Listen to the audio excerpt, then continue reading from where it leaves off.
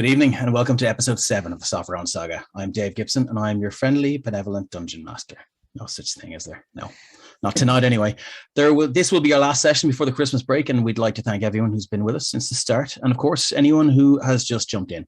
If you're joining us for the first time tonight, you can watch episodes 1 through 6 on Penny Dragon Games YouTube channel, and just click onto the playlists and then onto the Sopherone Saga. We have a few announcements to get through before we start tonight's adventure. First off, time to back our latest Kickstarter is running out. Magav Holding Breath of the Feywild features a fantastical Feywild feast of new content, including 4 adventures, 7 Fey familiars, 4 monsters, 23 magic items, 4 spells, NPCs, backgrounds, lore, and more that we can list here. And don't forget a partridge and pear tree either. So go check it out for yourself and back the Kickstarter. You'll find the link posted regularly in the chat section during tonight's game. Now, this Kickstarter was fully funded in under an hour, I think, which is an absolutely massive achievement. And we've already smashed through 4 stretch goals, I think, with one more to go. And I think earlier on this evening, we just hit the $15,000 mark. Is it something like that? Yep. Excellent. Well done, everyone. And as I mentioned earlier, Penny Dragon is up and running on YouTube. So you can catch all the VODs for every stream right there. Please give us a like and a sub to help us grow our channel. You can also check out our main man, Paddy Finn's YouTube channel called Dragon Shorts for some funny quick hits on D&D and plenty of laughs there. I'd like to thank, as always, Kate from It's a Map for creating all of the amazing maps you see right here in the Sopherone Saga. You can find Kate on Twitter on @itsamap_IRE and on Instagram on @itsamap. Please give her a follow. And if you're looking for a battle map, I believe she's open for commissions. All of the music you hear on the stream is from Tabletop Audio. So you can go over to their website to find out more about what they do.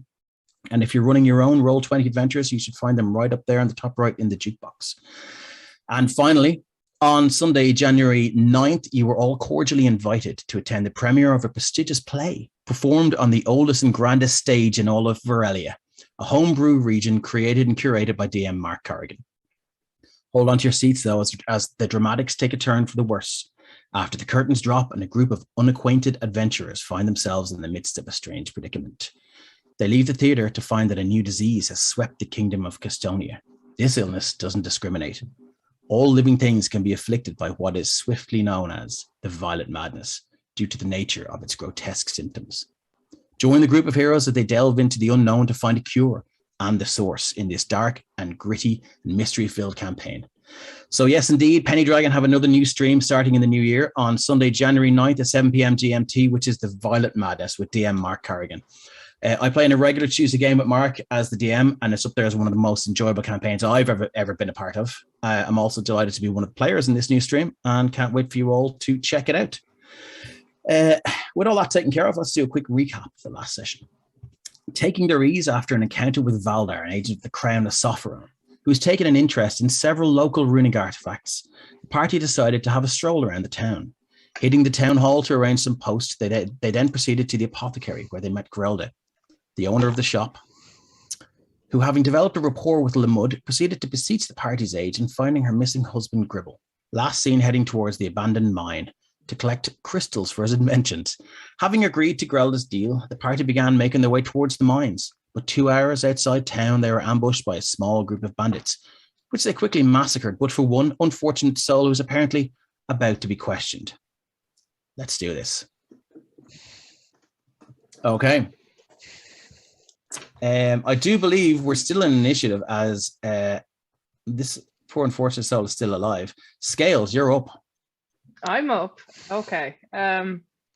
Not for long. I'm also still raging at this point. You are. Where are you? You're over here. But it's been less than a minute for the characters. So can you guys hear music? Mm-hmm. Excellent. There we are. Sorry, my map is being very slow. Perhaps Santi will bring me a new laptop. Oh, I'm hoping for something from Santa Claus as well, or maybe afterwards. We will see. I'm getting a new desk, so I'll finally not have Spider-Man behind me. Oh, nice. Oh, there, I'm hearing it now. Meanwhile, everyone's like, "What's Spider-Man?" And I see as a forest. If you know, you know. Okay. So the guy we're going to question is down here. This fellow here. Yes. Okay. So if someone wants to try and stop him, Scales is coming or running. Oh, it's like the T1000. No, He's like, the guy we're questioning is looked below around. Jaden. That one's just free for easy pickings. Where's my ruler? Well, you're in some luck. Scales won't make it. Doesn't Scales have 40 feet of movement? Scales has Not yet. 30 foot, I think. Not still, get fast movement. so- Okay, 30 foot. Yeah, okay. Fifth Yeah, level. 5, so- 10, 15, Yeah. 20, 25, 30 will get you to there.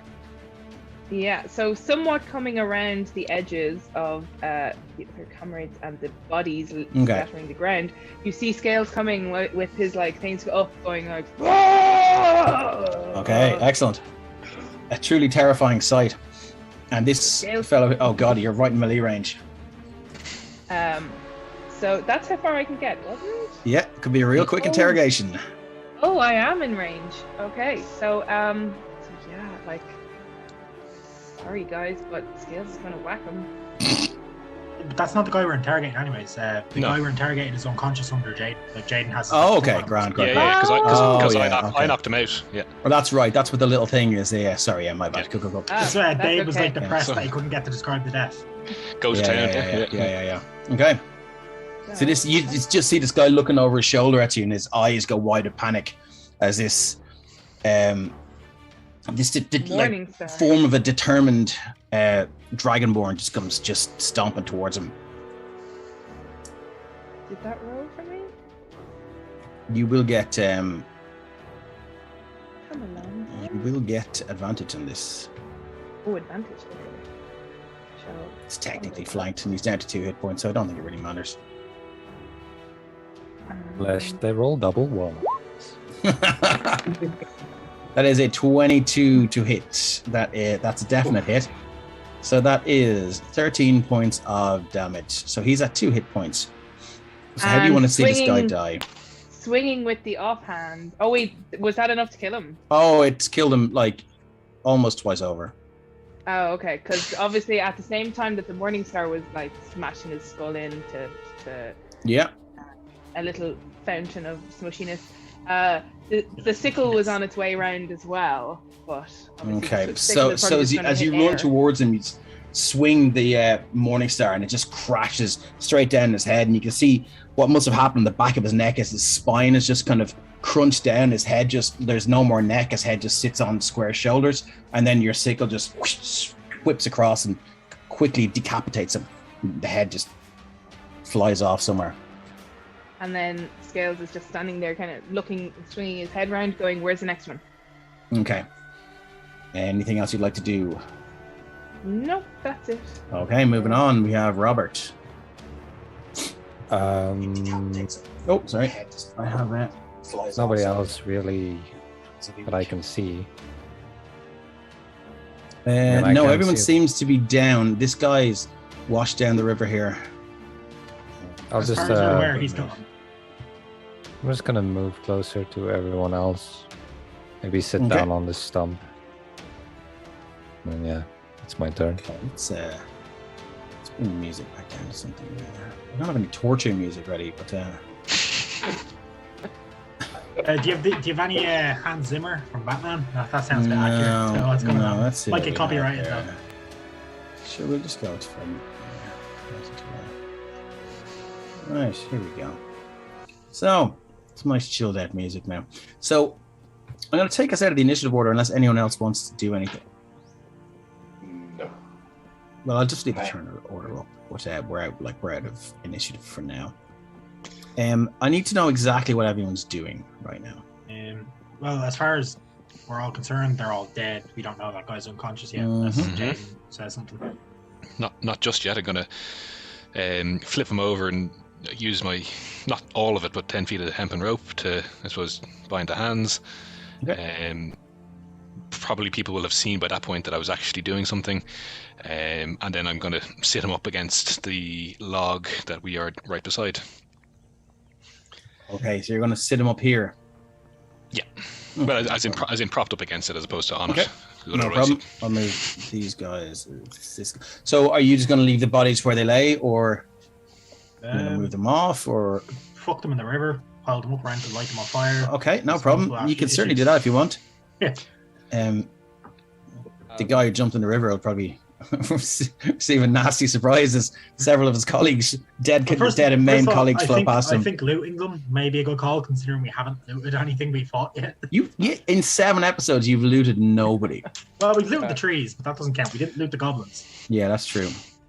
Fernando will just loot like one of these guys, the one below him. Yeah, I'll head up to the bandit captain that Robert took down and see what he has in his pockets. Okay, so where Scales is just kind of very, very slowly letting his arms drop. He's holding his 2 very bloodied weapons and slowly sinking back into his normal sense of self. No problem. How long does that take? Does that take just? I mean, technically, I think you could drop it at will, but technically, it's an instant drop. But I think since there's a kind of a calm after the storm and there's no one else to hit, it's kind of a couple of seconds as it slowly sinks in and he comes back to himself. Yeah. Cool. Okay, Scales just there, kind of winding down and taking some heavy, deep breaths. Just Ren making sorry, who was that? Yeah, I just want to say, hey, big guy, the sun is getting really low. Investigation check, was it? Yeah, investigation, please. It's a 10. That's a 10. Okay, so quite obviously he's carrying his scimitar. You find that. Yeah, it's there if I remember correctly. And you find 3 daggers. Yeah. And with a 10, you find a pouch with 5 silver in it. And who else is investigating? Who are you investigating for now? The one just below me. This fella here. Okay, with 9. I'm gonna pocket the 5 silver because I have debts to pay. Sure do. You're a creepy old man. Yeah. He is carrying a. Oh no, that's not what I'm looking for. Oh no.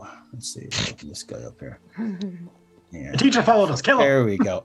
So each of the bandits is carrying a scimitar and a light crossbow with 10 crossbow bolts. So you guys can, you can strap them all together and carry a rake of light crossbows around the place and a load of rattly scimitars. But it's your choice. Roughly, we can roll for it, but roughly each bandit would probably have about 4 or 5 silver. They certainly didn't bring their savings out with them. That's what we're going to ask this guy about. Okay. Limit will also just, drop wild shape, and as the fur kind of sloughs off him, he's just standing there rubbing his head from where he took a dive earlier. Oh yeah. Yeah. Okay, cool. Ren's going to hand the 3 daggers to Robert because Robert, like to throw daggers. Yeah. I'll also just take one of the scimitars. I'm just gonna take some time to sit down cross-legged on the floor and put the weapons out in front of me and just clean off my rapier and all my weapons. Does Robert look like shaken up at all? No, not really. He doesn't look himself quite exactly. Yep. He's not shaking. Oh no! Oh no! Yep. Oh no! Scales is going to have come over to beside Ren though and ask what are you doing with the whole looting the bodies? They might have money. We're kind of broke. Would anybody have Money. seen that? Yes, you would have. That too was his stealth check.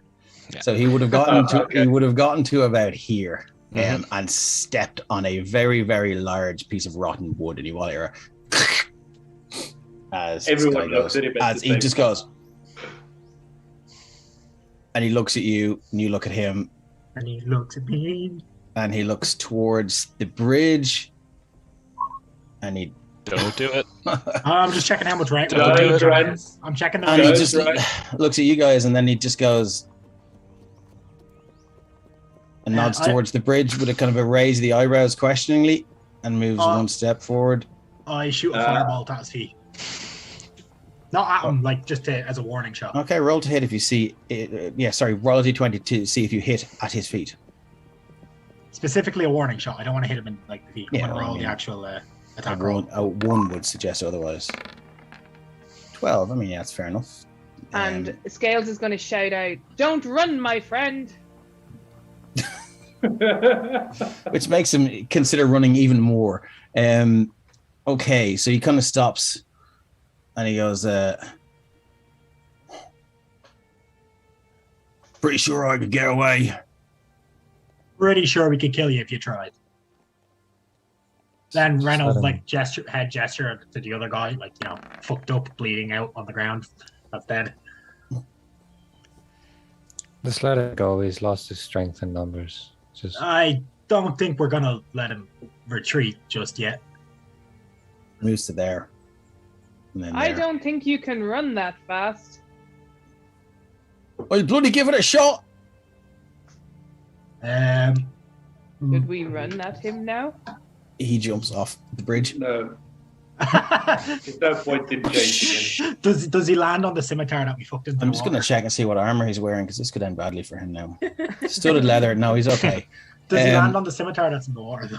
No, that's gone downstream. So this guy is now moving downstream about 10 feet per round. Hey, Scales, can you do that lightning thing into the water?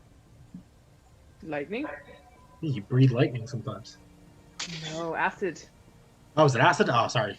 Isn't it acid? No, it's lightning. Yeah, it's lightning. Lightning, yeah. It's been lightning this whole time. I feel like if you shoot that in the water, that could end pretty well. He is almost off the map. I'm going to breathe lightning out the water. You're going to breathe lightning into the water. Okay. Did you? No, you didn't use sort that. of towards him, actually, in the water, I suppose. Let me just... Okay. Do you need to roll to hit for this? I mean, it's straight into the water. Would you need that? It's a dexterity save. Oh, it's a dex save. Okay, well, it's going to be... I mean, in water, when lightning's hitting the water, I so feel like he's not getting out of that. He's going to have a dex save at disadvantage, I think. Yeah. My character sheet disappeared on me. Maybe he can jump out of the water like a cartoon character. Grab onto a branch. 15 and a 4. Oh, dear. Okay, so we might move you over then, Scales, to here. If you want to roll your damage and double it because he's in the water. Danger, high voltage. And half as much on a successful. So he failed. So 2d6. Yeah, you can roll 46 because he is in water. Water. Water and lightning do not like. So that's 14 total. 14 total. So you just see Scales running over, and this crackling burst of lightning just shoots from her mouth and just hits the roiling stream right in front of this guy, and it just kind of stiffens up. You see smoke and steam rising from him, and his body just goes limp for a minute, well, for a second. Then he kind of comes to, looks up and goes, "Holy fuck!" and then just goes further on down the river, off the map. At least now he knows not to fuck with us. I mean, I can't believe he rolled a 2 for his stealth. I'm surprised because last time I used a lightning spell into water, I ended up nearly killing my own character with it. I cast Shocking Grasp while standing in a stream. My brain just didn't put two and two together. So what are you guys doing now? You're going to try and wake this fella up? Yeah, so I'm going to walk over. Sorry, Shade. I'm just going to walk over to Jaden and Jaden, you still have those good berries. Can I have one, please? Absolutely. Yep. Here you go. Gales gives a little wave downstream to the guy as he disappears. So I'm just going to take the good berry, stand up beside them, stuff it in this guy's mouth, and make him chew and swallow it. Okay, and as you do, you just see his kind of mouth kind of chew and swallow, and that the throat just kind of swells as it goes down, and he kind of comes to. He's back. Let me just see him to 1 hit point. He's kind of very groggy, badly cut from Jaden's expert slices and whatnot.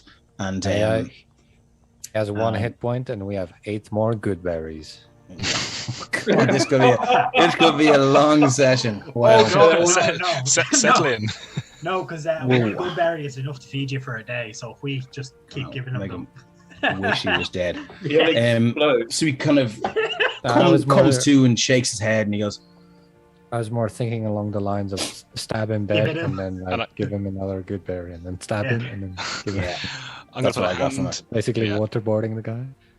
Oh, we could actually waterboard him. There is a lake right there. There is a river right there. We will not be waterboarding this poor man. No. He might. A poor man. He tried to rob us. Oh, there's another one alive. Yep. For now. Can I eat this one? I mean. No. What? No, Scales. You can't eat him. Ren just turns around. You hear a faint. You hear a faint.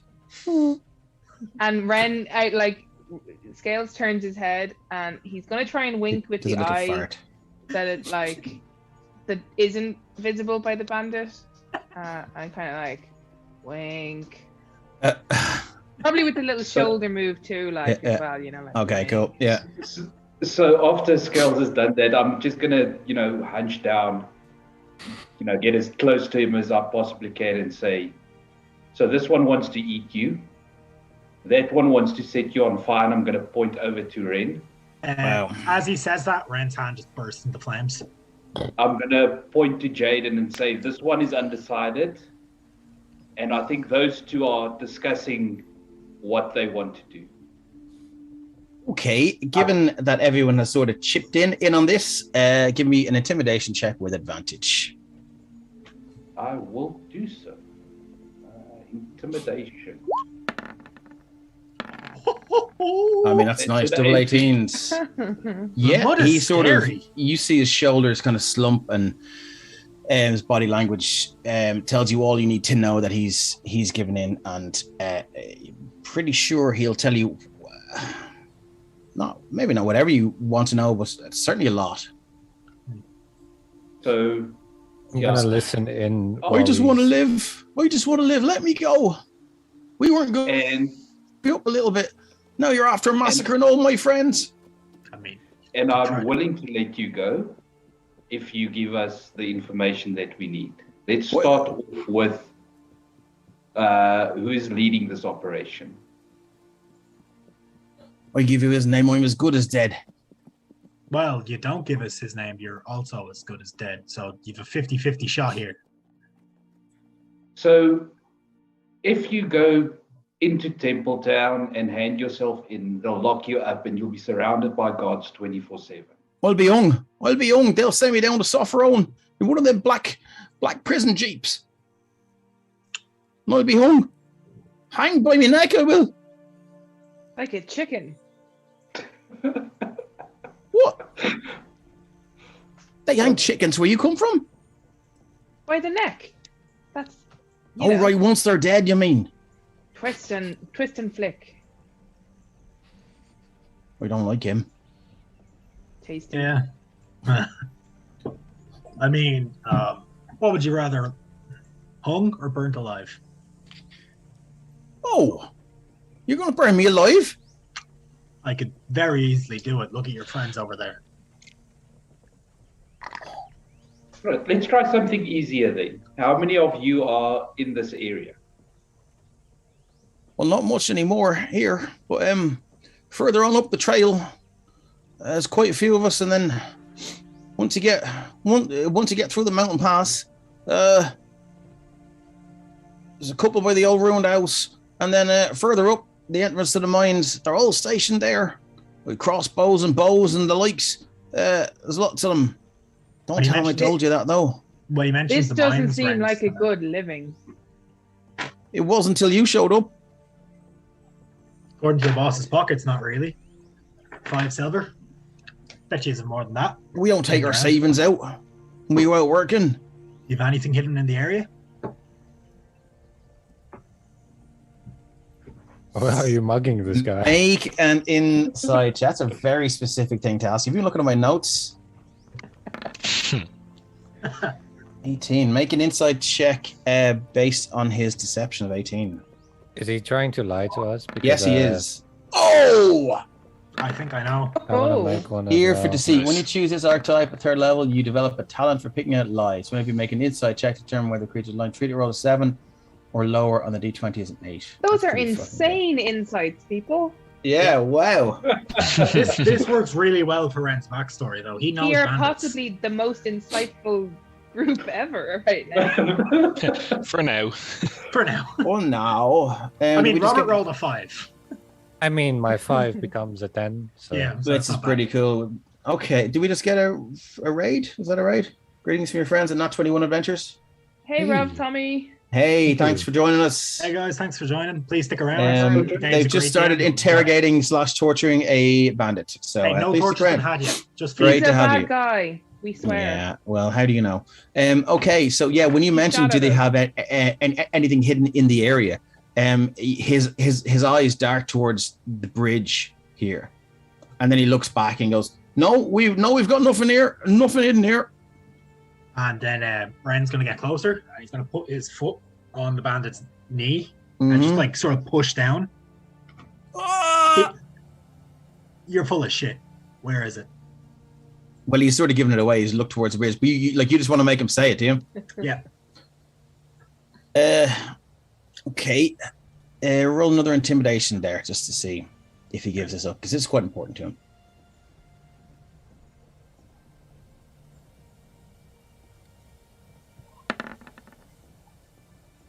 Probably not. You can go. You can do it with advantage, given that you have all your pals like almost fucking dogpiling them here.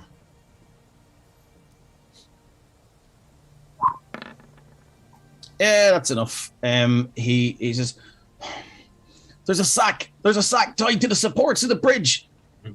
It's a wax bag. It's submerged under the water. Just go in there and get it. You'll find our stash. Finar, I'd ask you to go grab it, but you and Rivers don't really get along. Should I go? Yeah, if you want. Just don't get washed downstream. Stream's not big.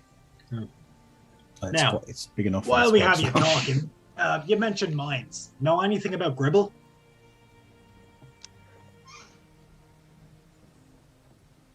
No. No, I ain't heard of him. You sure? Because we've been sent to those mines to look for him. I think you're full of shit. Inside check him.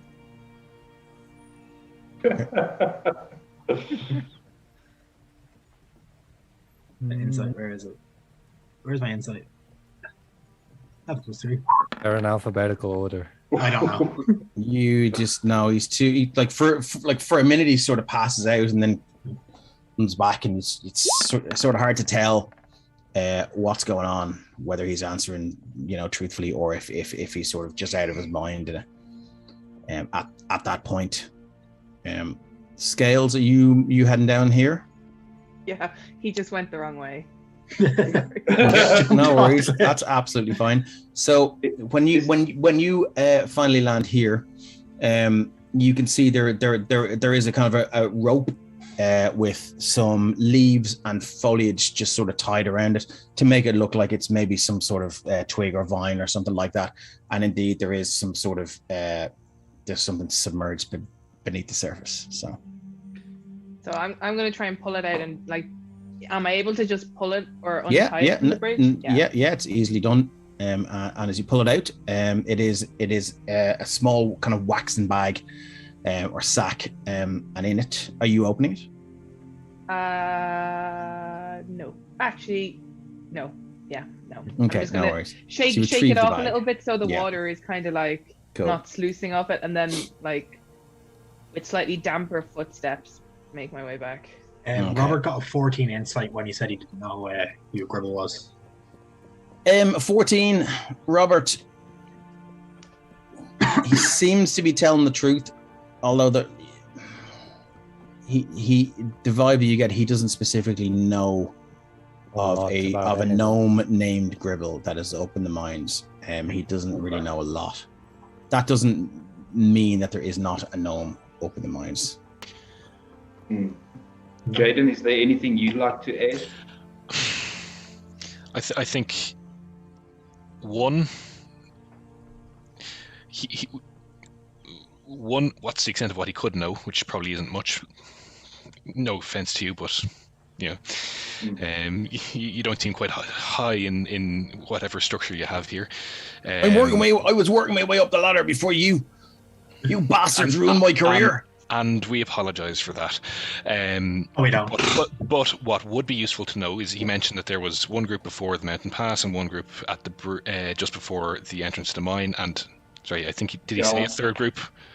But, one just past the bridge, one a bit deeper in, one at the entrance, and then I'm assuming inside as well. Most likely, yeah. Oh, so there's loads of them inside in the mines, loads of traps as well. So cut your bloody head off, they will. Those traps. Made a few of them myself. Oh yeah, which ones? Really? Where are they? And I'll just give them a nice big smile with tusks showing and everything. Well, we dug a few of the pit traps. That's about it. Any way to tell what where they are, or is there, I suppose, a calling card on your pit traps? How do we know where they are? How does everybody else know? Scales is going to poke Ren and then hold the wet bag out to him.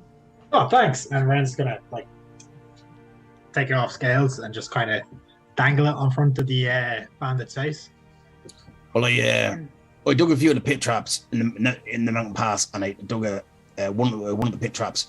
As you come in, you come in the first level of the mines.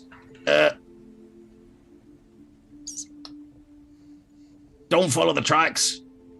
You take a left at the pillar there. There's a pit trap there. So what I'm saying is probably do follow the tracks. Robert's inside 14. He's telling the truth about the pit trap to the west. To the left of the pillar. It's not a 14 though. It's just a 10 because I rolled a 5. Yeah, the 14 was previously. Oh, sorry. Okay. Well, anyway, it doesn't matter. Yeah, he seems to be telling the truth. If anyone else wants to roll, I'm gonna get it on that. I'm just trying to wait for my character sheet to load. Yeah, he seems to be telling the truth about the pit trap on the left of the pillar. Yep. So follow tracks, is it? Yeah, follow the tracks to the right, and because you'll fall in the pit trap to the left. It'd be good to know where it is anyway. Is there any passphrase or code? How, if you were to return later, how would your friends up the hill know not to shoot you? They don't know it's me. They can see me. Plus, I'd have avoided the traps and stuff like that. Wouldn't have fallen down in a fucking pit and broken my neck. So, what you're saying is they're gonna know it's you. What you're saying fucking is kill you. They'll kill you. In.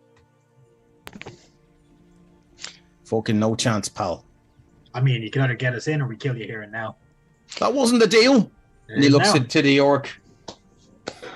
He looks to Ulamud and goes, that wasn't the deal. I said I'd tell you. You said you let me go. Deal changed. No. Well, I never said we'd let you go, but you have been forthcoming with information. Jaden, what do you think? I think unless anybody can think of anything else, if we're not going to learn anything further in terms of disposition of forces and the traps, then I think we leave him be and let him go away from the bridge. Well, that way. Can I hit him? You can knock him out. Are you asking the DM or are you asking your fellow party members? I'm asking Jaden, as he's saying we could let him go, and I'm like, I could hit him. I mean, that's an option. I mean, knock him out. Knock him out, tie him up. Leave him here to fend for himself. I'm assuming we didn't take his weapons, though. All of the equipment. Yeah, so if you guys want, you got what? Like 1, 2, 3, 4, 5, 6 scimitars? Is it? I already took one of those. Yeah, so you guys take what you want. There's a bunch of light crossbows with 10 bolts each. And there's about about 5 silver on them. We could get some money for these back in town as well. So here's what I think we do. Scales. Yes, of course. I think that's a good idea. Before you do that, I'll say to our friend, Give me 1 sec. Sorry, 1 sec. Yeah. Oh. Just realised I haven't plugged my computer in. That's Ian's gone. Get his notes. That's the last we ever saw of Dave.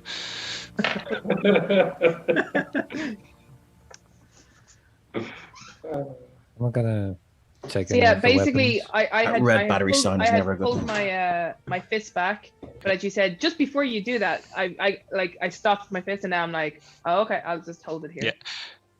What's your name? Alfred. Alfred's my name.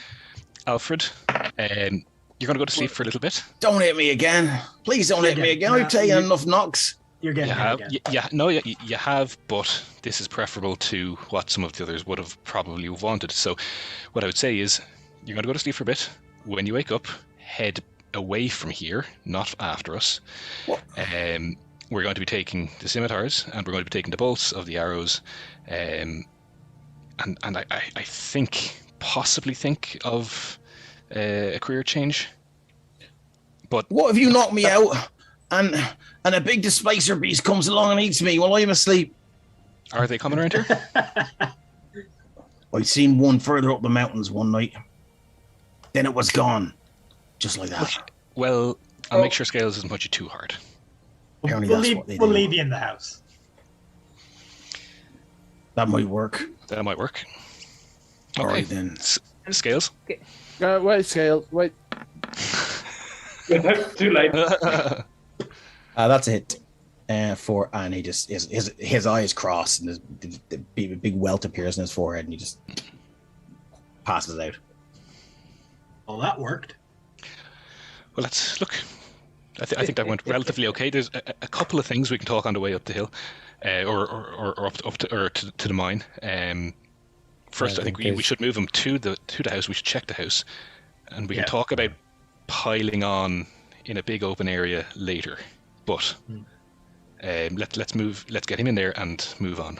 And actually, let's check the house. Let's check the house as well while we're over there. I'll go check the house along. Yeah. I'll pick the dude up over my shoulder like a sack of suds. So you move him there. While they're doing that, I'm gonna open the bag and see what's inside. Inside the bag, you have. 1 second, I want to see where everyone's going first. Like I'll follow them over, but I'll be like looking in the bag. Okay. Yeah, so just doing a sweep of the house with Jaden, just to nothing there now, because you did have the other bandit captain there. It was hiding out, and I was last session. I was I do remember Jaden said check the house. As every piled past me, yeah, exactly. Yeah. Mr. Tactics there with the right call. Okay, so as you walk over to the house, you can hear the rushing of the river there.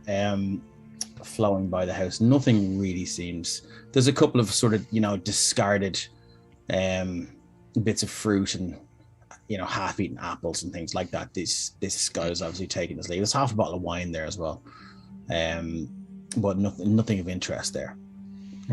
So as whoever places him down there, I'm just going to put down like on his lap 2 silver pieces as well. 2 silver pieces. Okay. It makes a change from them going onto his eyes anyway, which is a good thing. Okay, as you do that's absolutely fine. Ren, as you look into the bag, you find 10 gold pieces and 2 potions of healing.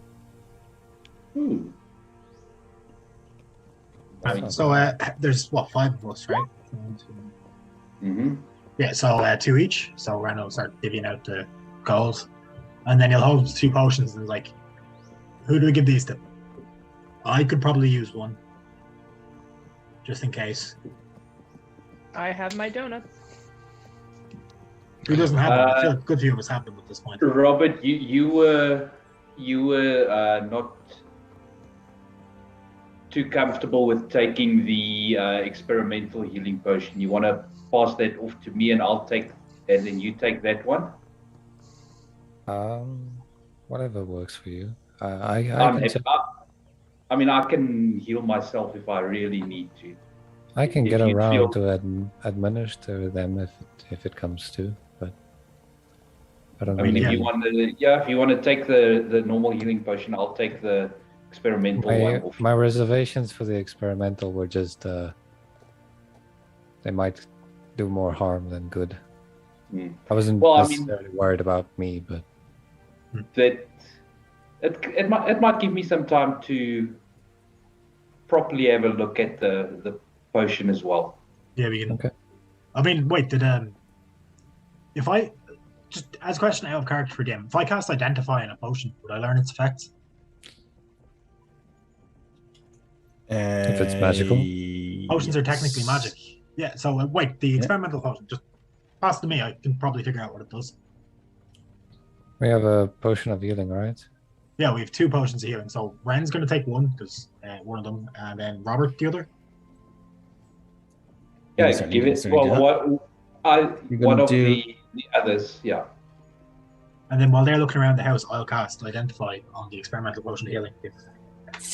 Okay. So I will drop this into the Discord. Cool. And I'll read out on the stream exactly what it does. Hang on 1 second now. First off, I will read out in the stream what it does. Okay, when you drink this potion, roll a 1d20. The effect depends on your roll as shown on the potion effects table. If you roll a 1, don't roll a 1, take 2d4 plus 2 poison damage. If you roll 2 to 4, take 1d4 plus 1 poison damage. If you roll 5 to 9, roll on the wild magic surge table. Dave, you're evil and I love it. 10 to 14, gain 1d4 plus 1 temporary hit points. 15 to 19, heal 2d4 plus 2. Roll a 20, heal 8d4 plus 8. Okay. That's great. And as I was talking to Mark who's going to be running the new stream, he said these potions could potentially wipe a whole party out if you got the fireball result on the wild magic search table. Yeah, on the level party would be fucking game over. Game over. So I'll drop that into the Discord. Just huddle around your dying friend, and then next moment, boom. Yep. So this potion, only use it if we really, really need to. I was really hoping that we'd accidentally find it. Yeah, sorry, I just. That's all right. It's all right. There we go. It should be in there now. This is what either are these pretty flowers? What's that?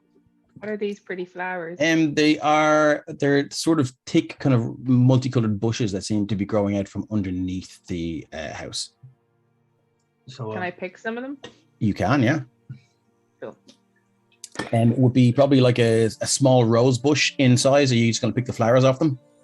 Yeah, just pick a couple of flowers of each of the colors. Seeing as I've now got my herbalist kit, can I just try to identify them just to make sure that Scales is not picking anything? Yeah, what do you need to roll? Let me see. Roll a quick medicine check there, or if you have another skill that you think would be more appropriate, feel free to.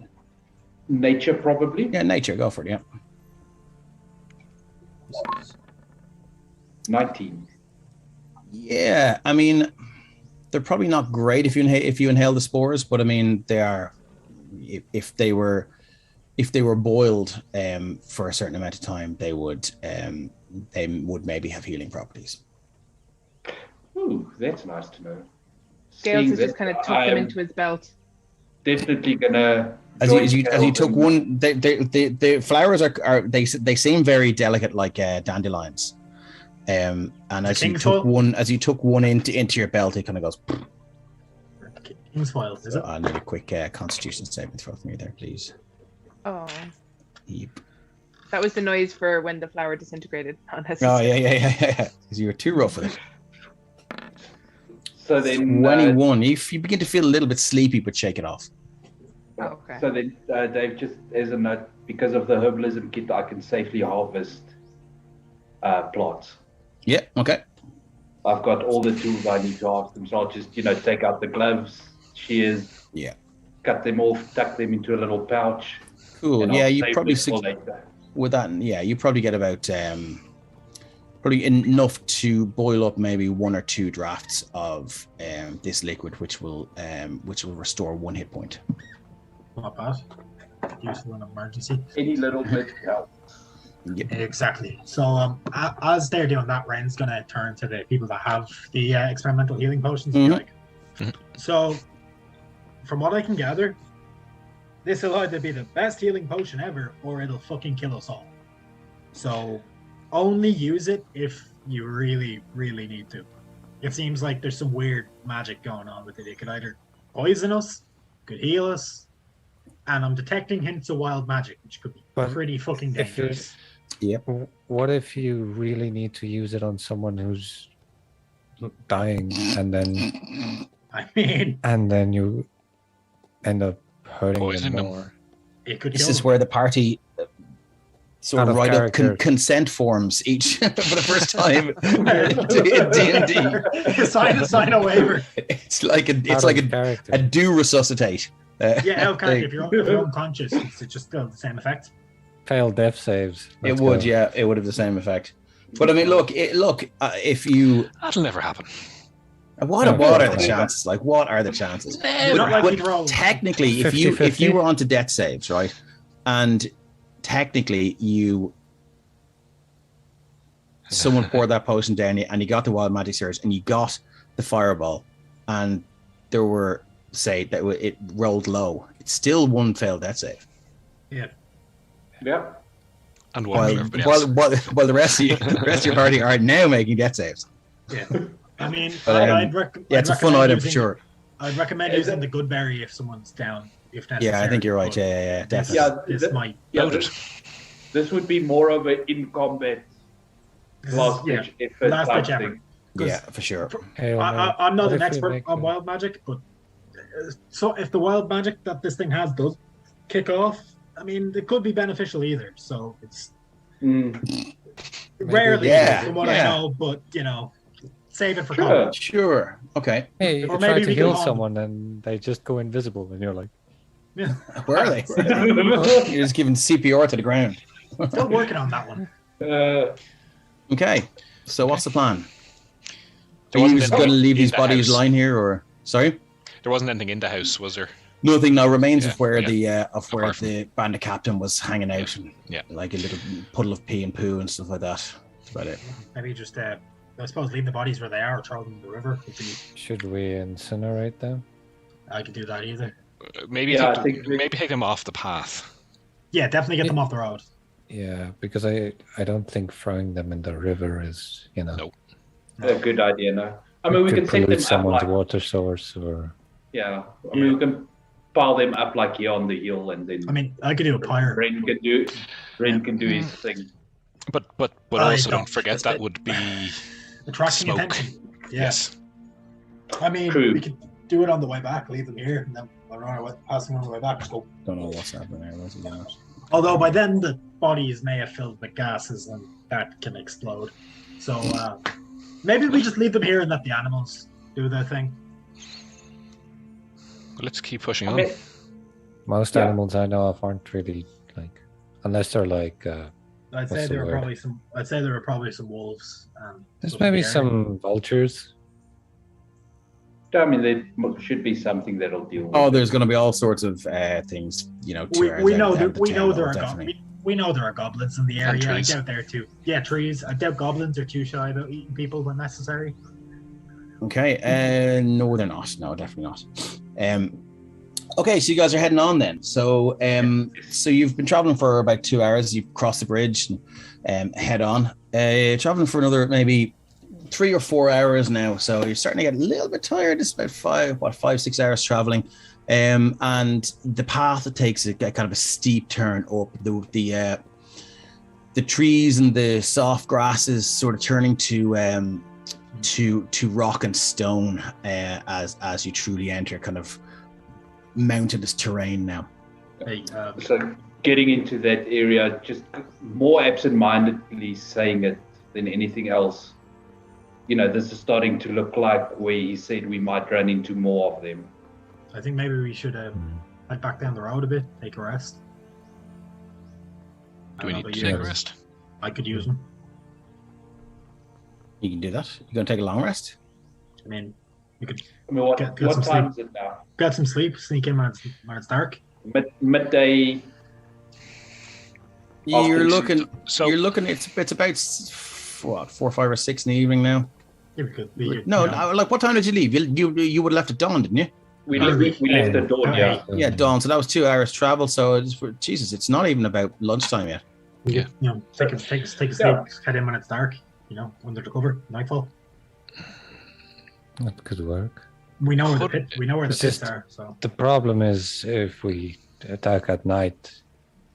I don't know about you, but I'm not so great at seeing at night. I'm good at seeing at night, but I we've got almost quite a feel couple like of you're the only one.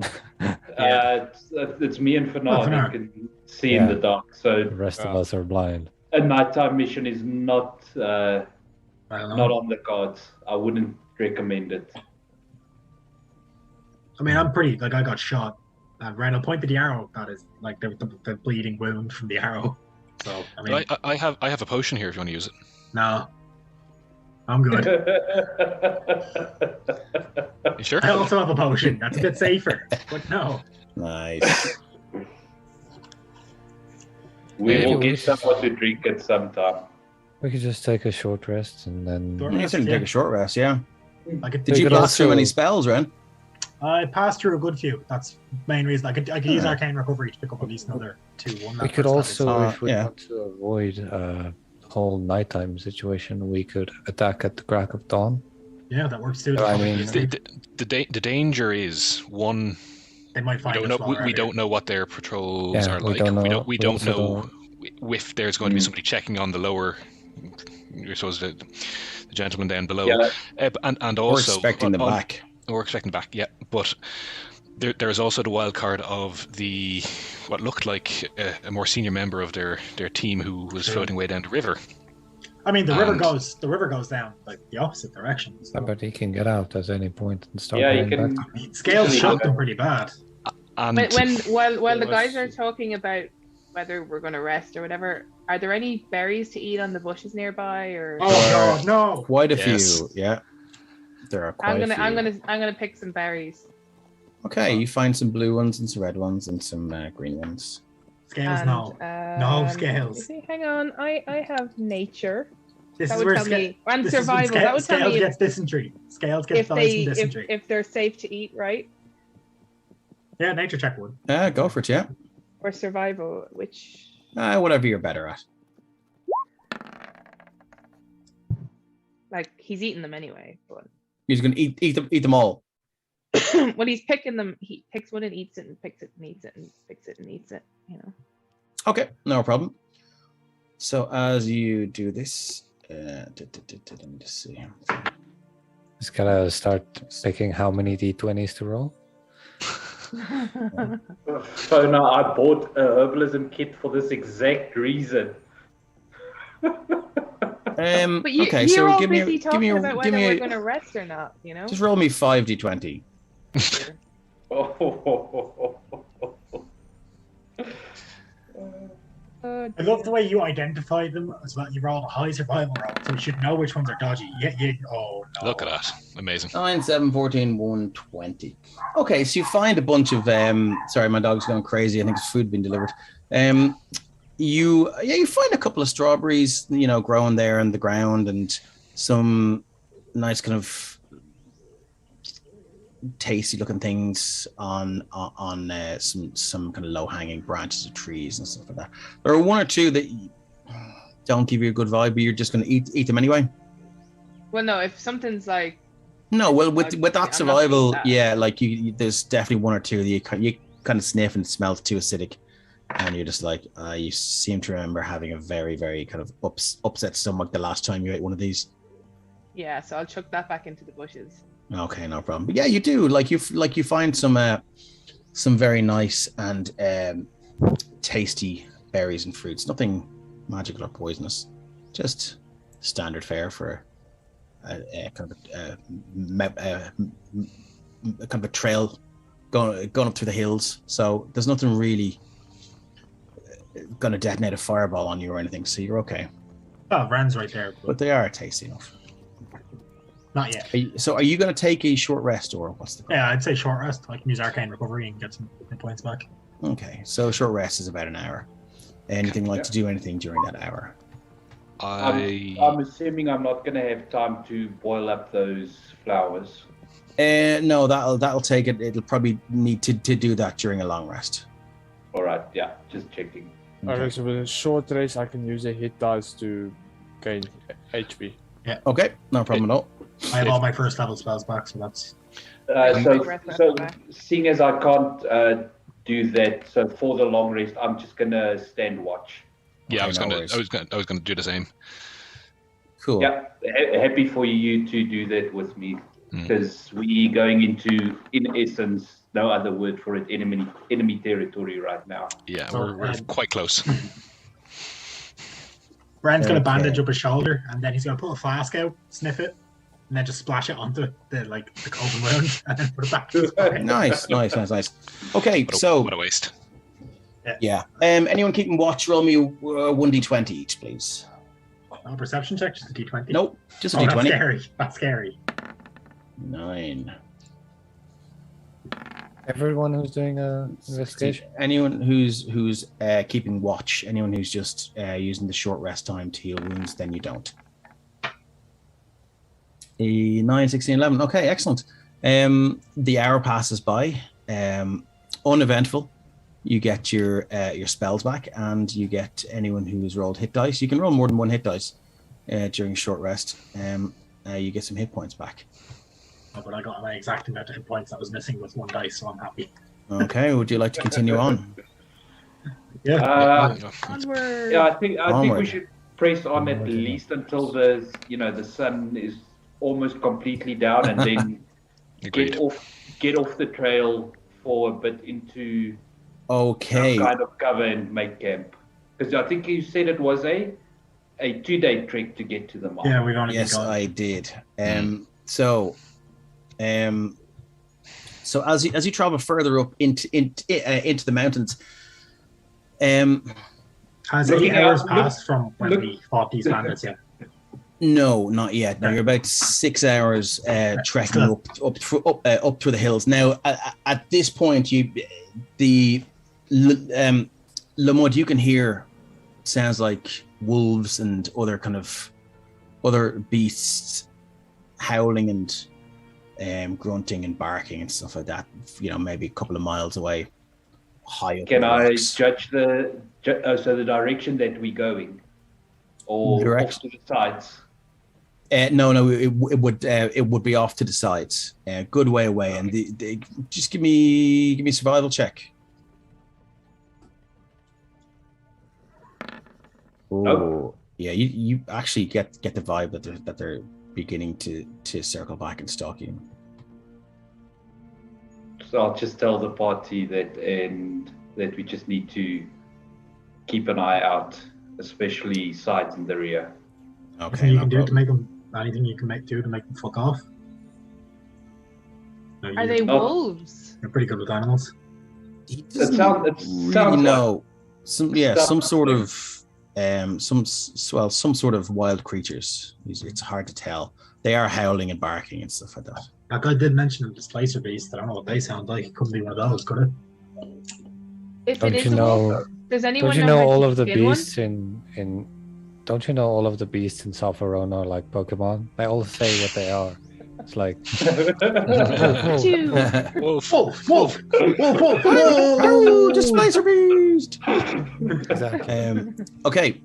And yeah, so as you you're still gonna go as far as you can for the day. You guys come across this house that he mentioned. And let me just drag you over there now. Yay, new map by Kate. Apps by Kate. Where is it gone? I wonder if there's any animals that are there that aren't actually there. That is the one thing I forgot to do No, today. Ren, didn't you? Sorry, listen to me? actually, I said sorry. that No, I behind do us. believe we were told that that the mountain pass was first. So this is where you now you can choose to not approach this today, but there doesn't seem to be anywhere suitable Alright. for camping. the moment. And Sorry, the you time of- you were told that it was the mountain pass and then the house and then the mines. So that was my mistake there. So you were on a particularly sort of hemmed in mountain pass kind of road now, with like maybe on each side the mountains kind of, or sorry, the walls and hills of the pass would maybe 20 or 30 feet. And then how many hours have we been on this hemmed in? You would have been about 8 hours after your fight with the my guys. mage armor has now dropped. Okay, so there's no point in backtracking a bit.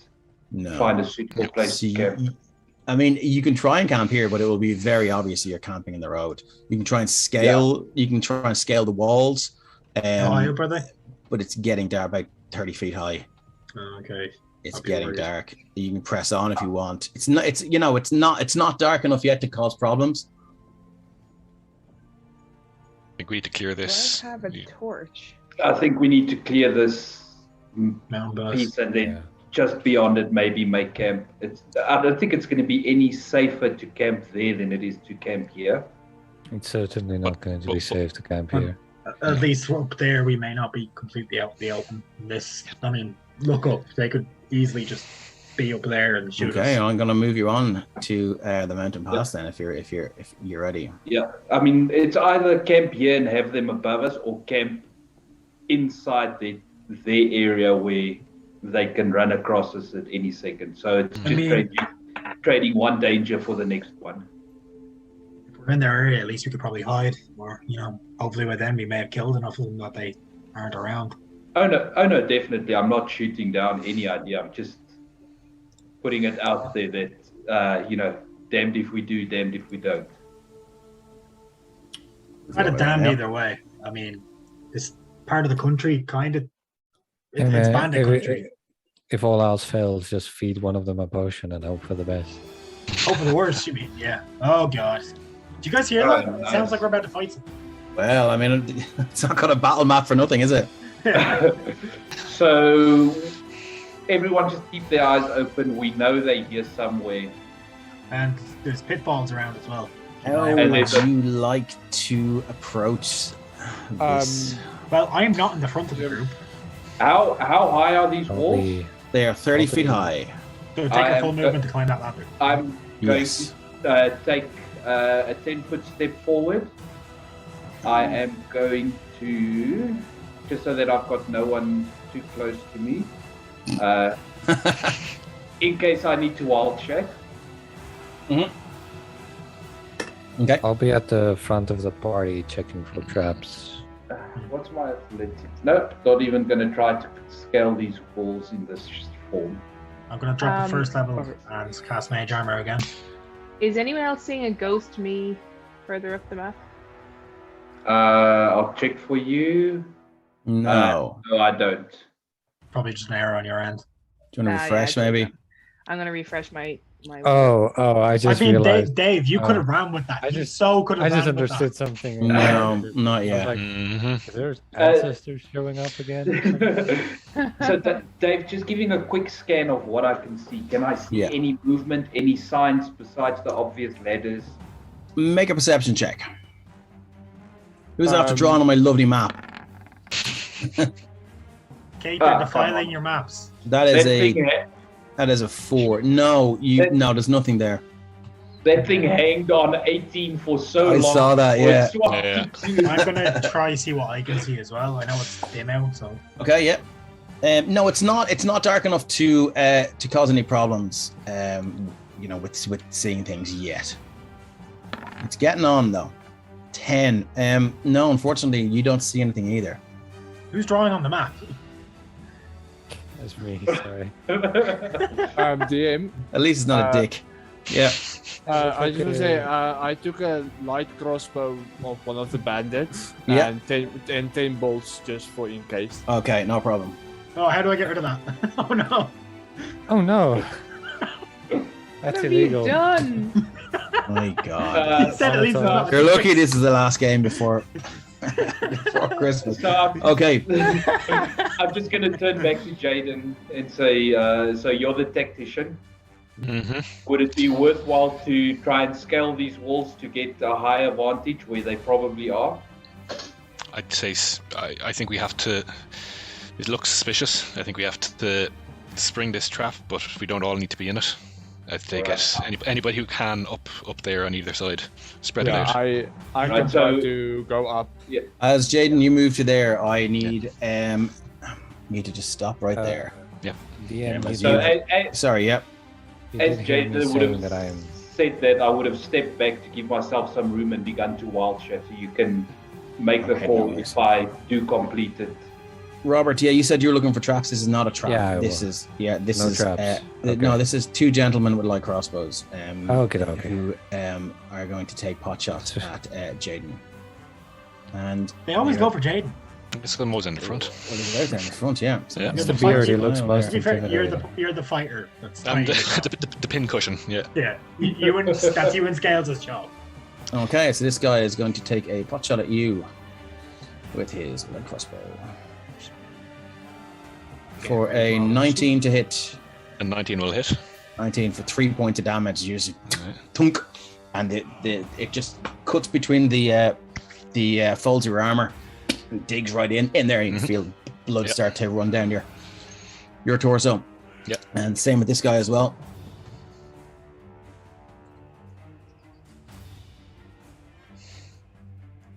That is a 15 to hit.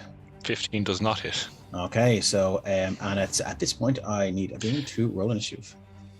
Yeah, and as that's happening, he goes, there it's sprung. Hold on, sorry, 1 second now till I pull out the turn order, so you can hold off there. Reroll them. Hold on 1 second. Let's turn order there. Oh, no, you guys are in it, so you're okay. Cool. Him. Oh, wow. Him. But they really did catch us by surprise. Ironically, because we actually knew they would be there. That's why I wanted to climb the wall, but it's okay. I'm still going to do it. Did that not go? Oh, there we go. 13 plus dex, so what's my AC now? 14. Okay. Rightio. 1 second now. Back to the tokens. These guys on.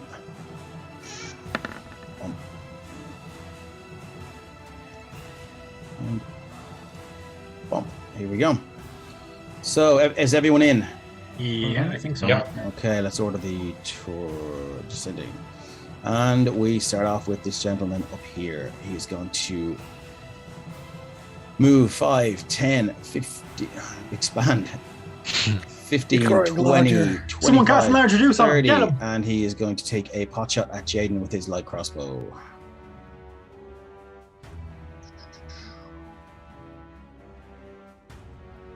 That is 7 to hit and shoots by your ear. Yep. And tacks off the side of the wall here. Moving up, we have Scales. You're up. Scales. So they're shooting at us from above. So Scales is going to, having once again seen his good friend Which means Jaden, he should have an advantage actually, but anyway. or at least his teammate Jaden, a little bit standoffish at times, really, when you think about it, but also a good friend. So Scales I love the fact that That's the nicest thing anybody's ever said about me. I love the See fact him that take that goes another on in arrow. Scales' head for like 6 seconds. And he's going to be like, "You can't shoot arrows at my friend," and he's going to enter his rage and taking a moment. Okay. No, elevated position is not a thing. Sorry, house rule. We can't hear you. Me? Oh, no. Oh, phone, sorry. Can you hear me now? Yeah, we can hear you now. Okay, so basically he's entered his rage and he's going to run towards the ladder. Okay. So 5, 10, 15, 20, 25, 30. And do I have... No, we could turn this into a board game like Snakes and Ladders. yeah. Snake, Lamudge, wild shape into a snake there. Nope. Can I use lizard's my close action enough. to basically keep moving? Yeah, you can get another 30 feet of movement. Dash. So yeah, it'll be another 30 foot, and it'd be 5, 10, 15. And how tall are the ladders? They're about 25, 30 feet. This one is 30 feet. So he's going to be halfway up the ladder. Yeah, he sure is. Just a reminder, if you don't attack or get attacked in the turn, your rage will drop though. Okay. Anything else you'd like to do? You've used pretty much everything you can do in this round, I think. That's everything I can do. Yeah. Okay, moving on. Fanar. How high is this mountain at the left? The left is about 20. I will say 30 feet as well. Okay. Well, Fanar is just gonna run to the left and jump, like on all the step of the mountain, and just like jump on the top. Ninja parkour. Okay, no problem. So you've used what 10 feet of your like 1,000 feet of movement, and okay. So give me. Are you going to climb, or can you actually jump that high? Well, Step of the wind, you could, yeah. I can't jump that high. Yeah. Step of the wind's a distance thing. Right. Yeah. So yeah. So I just need an acrobatics check, and that climbing halves your movement, isn't it? Basically, yeah. If you don't have a climbing okay. speed. Give me an acrobatics check then. 23. This time. Yeah. Okay. Okay. So you make it what? You make it up. So what did how much of your movement did you use there? So it was 5, 10. Then I have 25 left, so it was half of 25. Yeah. So let's just round it down to 20, which is, let's say it was 10. That you used 10. Yeah. So I'll be standing just there and just take the light crossbow. Okay. And shoot it towards this bandit straight. Okay. No worries. Roll to hit. Does that use a monk weapon as well, crossbow? No. Oh, a 10 to hit. You pull out the crossbow, shoots wide of your intended target. Anything else you'd like to do? Well, no, that's all I will do. Bonus action, Okay. I will just like leave. Yeah. Okay, he points at you and he goes, "You're gonna die! You're gonna fucking die for coming here!" Huh? Next up is the bandit captain. 5, 10, 15, 20, 25, 30. You hear him echo across the mountain canyon and pass. "Wake up, Peter! Set Peter on them!" Oh no. And you hear clank, clank, clank, clank, clank, clank, clank, clank from the far north. And then this guy, because he uses the rest of his movement to go he's going to use action to dash 10, 15, 20, 25, 30. You get to hear. We can see that gate. Can we gather that noise is coming from the gate? It's pretty far away, but yeah, I mean, depending on where you are in your line of sight, you can definitely hear the clanking of some sort of gate far to the north. That's all the bandit captain can do. Jaden, you're up.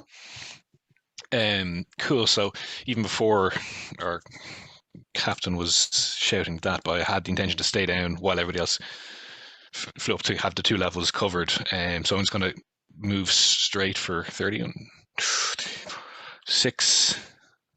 You know, and I'm trying to watch his step, but he is going to double dash into the center.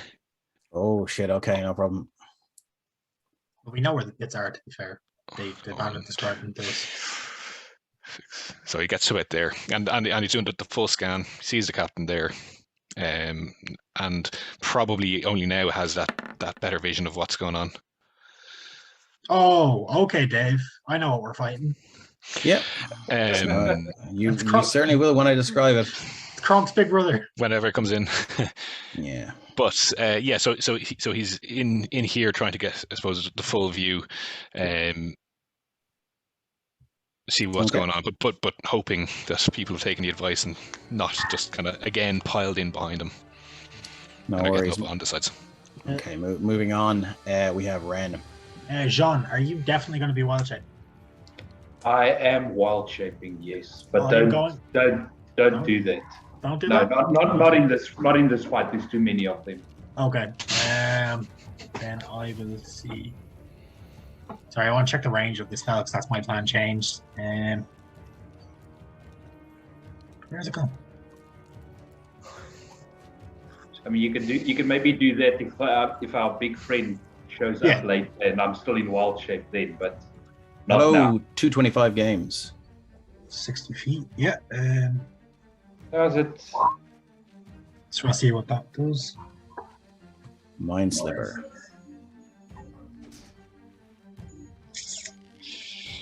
Yeah, I'm gonna Mind Slipper on that bandit there. So he needs to make a intelligence saving throw of 1d4. Or of what? Not 13. Sorry. Okay. Not 20. Yeah, that's not. Takes no damage. They were squished, isn't it? Yeah, that's fine. Cantrips or sucker save. Yeah. Okay. You see him just kind of, and he looks down and he goes, "You're fucking dead." Try it, big guy. And that's it. Okay. That's it for you, is it? Can't do. Well, you can move. Yeah, that's it. I don't want to move. Okay, you will soon. Moving on to this fellow here. He is going to hop over this wall, 1, 2, and you see he grabs a ladder and just pushes it off. So you're going to fall, what is it? Maybe let's round it up to 20 feet for the laugh. So luckily this does count as being attacked, so you get to keep your rage. So dexterity saving throw, please. DC 12. Dexterity saving throw, so danger sense does account. Does apply. So danger sense. Dexterity saving throw with advantage. It's why like fireball against the barbarian is just fuck you. 20. That is a 20. So you will take half damage. So you will take 2d6 halved. So that is 9 round to 8 down to 4, and because your raging is down to 2 points of damage. I'm still, as I land with a ladder on top of me, I'm still going to let loose like a bellow of like, ah! Yeah. So you guys see Scales hit, just fall down, and there's just this crunch sound. And his hands and his legs are still going. And so much so that the ladder just is sort of pushed down and further away from Scales. So we have Kraken hates doors, and now Scales definitely hates ladders after this. And he's going to use the rest of his movement to get back behind that wall. Sorry, was someone asking something? Yeah, is she still up? I mean, she took a ton of damage over there. Who? Is he still up? Scales. Scales, yeah, he just took 2 points of damage. Okay, we're sorry. Okay, so moving on, we have this bandit here. Where is he? Oh yes, that's that guy there. And now he is doing his crank. So he moves to the crank, cranks it up. The gate starts opening. Moving on, we have Lamud. So, standing, looking around, 2 on the one side, 1 on the other. Lamud is going to just let out a grunt, but it's going to be more like that, that sound that a bear makes when it exhales, and is going to wild shape. Nice. Into a cute and cuddly brown bear. Christ. Okay, lovely. Which gives me a climb speed of 30. Oh dear. 50. Climb speed of 50. I thought you said 30. Wow. 30, no, 30. Okay. So it's 5 feet to get up to the wall, and you said it's 30 feet high. 30 feet up, yeah. So then I have another 5 feet of normal movement, and then I will use my action to dash to therefore my second 40 feet of movement. Okay, you see the fear in this guy's eyes just go wide as he sees this massive bear scale the wall in like jig time and just come barreling at him. Anything else you can do with your turn? That is it, unfortunately. Okay, 7, 4 in initiative count. We have Robert. He was trying to draw a pentagram, is he? That's not me. That's Ren. Yeah, you're up. Ren's trying to summon the demons. I'm the yellow guy. That was Ren. Oh, sorry. That's Ren. Sorry. I'm kind of disappointed that once again there is nothing interesting to draw. So I'm gonna. Oh, there will be. Run up this way. You could draw bear mud, but yeah. That guy, is he within 30 feet of me, or is he still? Which guy? This guy. This one? Yeah, elevated position as well. I mean, I think, yeah, just say he is. I'll throw one of the manticore quills at him. Okay, roll to hit. 1 second. Just waiting for my page. Manticore quill. Disregard the advantage. It's just a. Yeah. That is a 19 to 19. hit. That hits. No sneak attack though. I don't. No, I don't think so. Okay. This guy or this guy? So that is 6. This guy here. Yeah. That's 6 points of damage. Do you do? Is this the poison one? No, it's just a normal. Okay, no problem. 6 points of damage as you throw it up. Just you can see it sticks in the side of his torso, and he lets out a scream. Ah! He yanks it out, bucks it in the ground. He doesn't remark anything about it being a manticore quill. No, I don't think he really has the time to. He does have a gigantic to examine it. It's just a sharp, pointy thing that you threw and lodged in the side. Cool. Some music, not keep repeating. Oh man, Lamud could have been like a fucking 8 foot wide bear if I hadn't. And what else can I do for my move? So I moved to 20 feet. Still have 10 feet left. Okay. I'm gonna use the rest of my 10 feet to get to the start of the ladder. Okay, no worries. I'm not gonna climb it. I'm not gonna climb it. Really.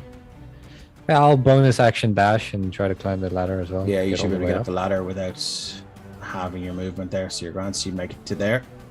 Yeah. Anything else you'd like to do? Let's pull out my rapier and stand at the ready. Okay, moving on. We've this bandit here. He is going to take a shot at the bear. Which bandit? This one? The one in combat with the bear. So he's taking a shot. Would that be at disadvantage? No. I mean, he's going to have a swing at it with his warhammer. That is a 10 to hit on the bear. That misses. It glances off my mighty fur. Okay, is this a male bear or a female bear? It's a male bear. Okay, he's going to use his bonus action, which I'll pop out to you now and let you see. Ooh, he's a fancy bandit. How do you? Like the speech ball usually. If your sheet is set to GM roll only, it won't pop it out. Oh, okay, hold on until I just do it now. Then I'll. Here's what happens. Oh no! No.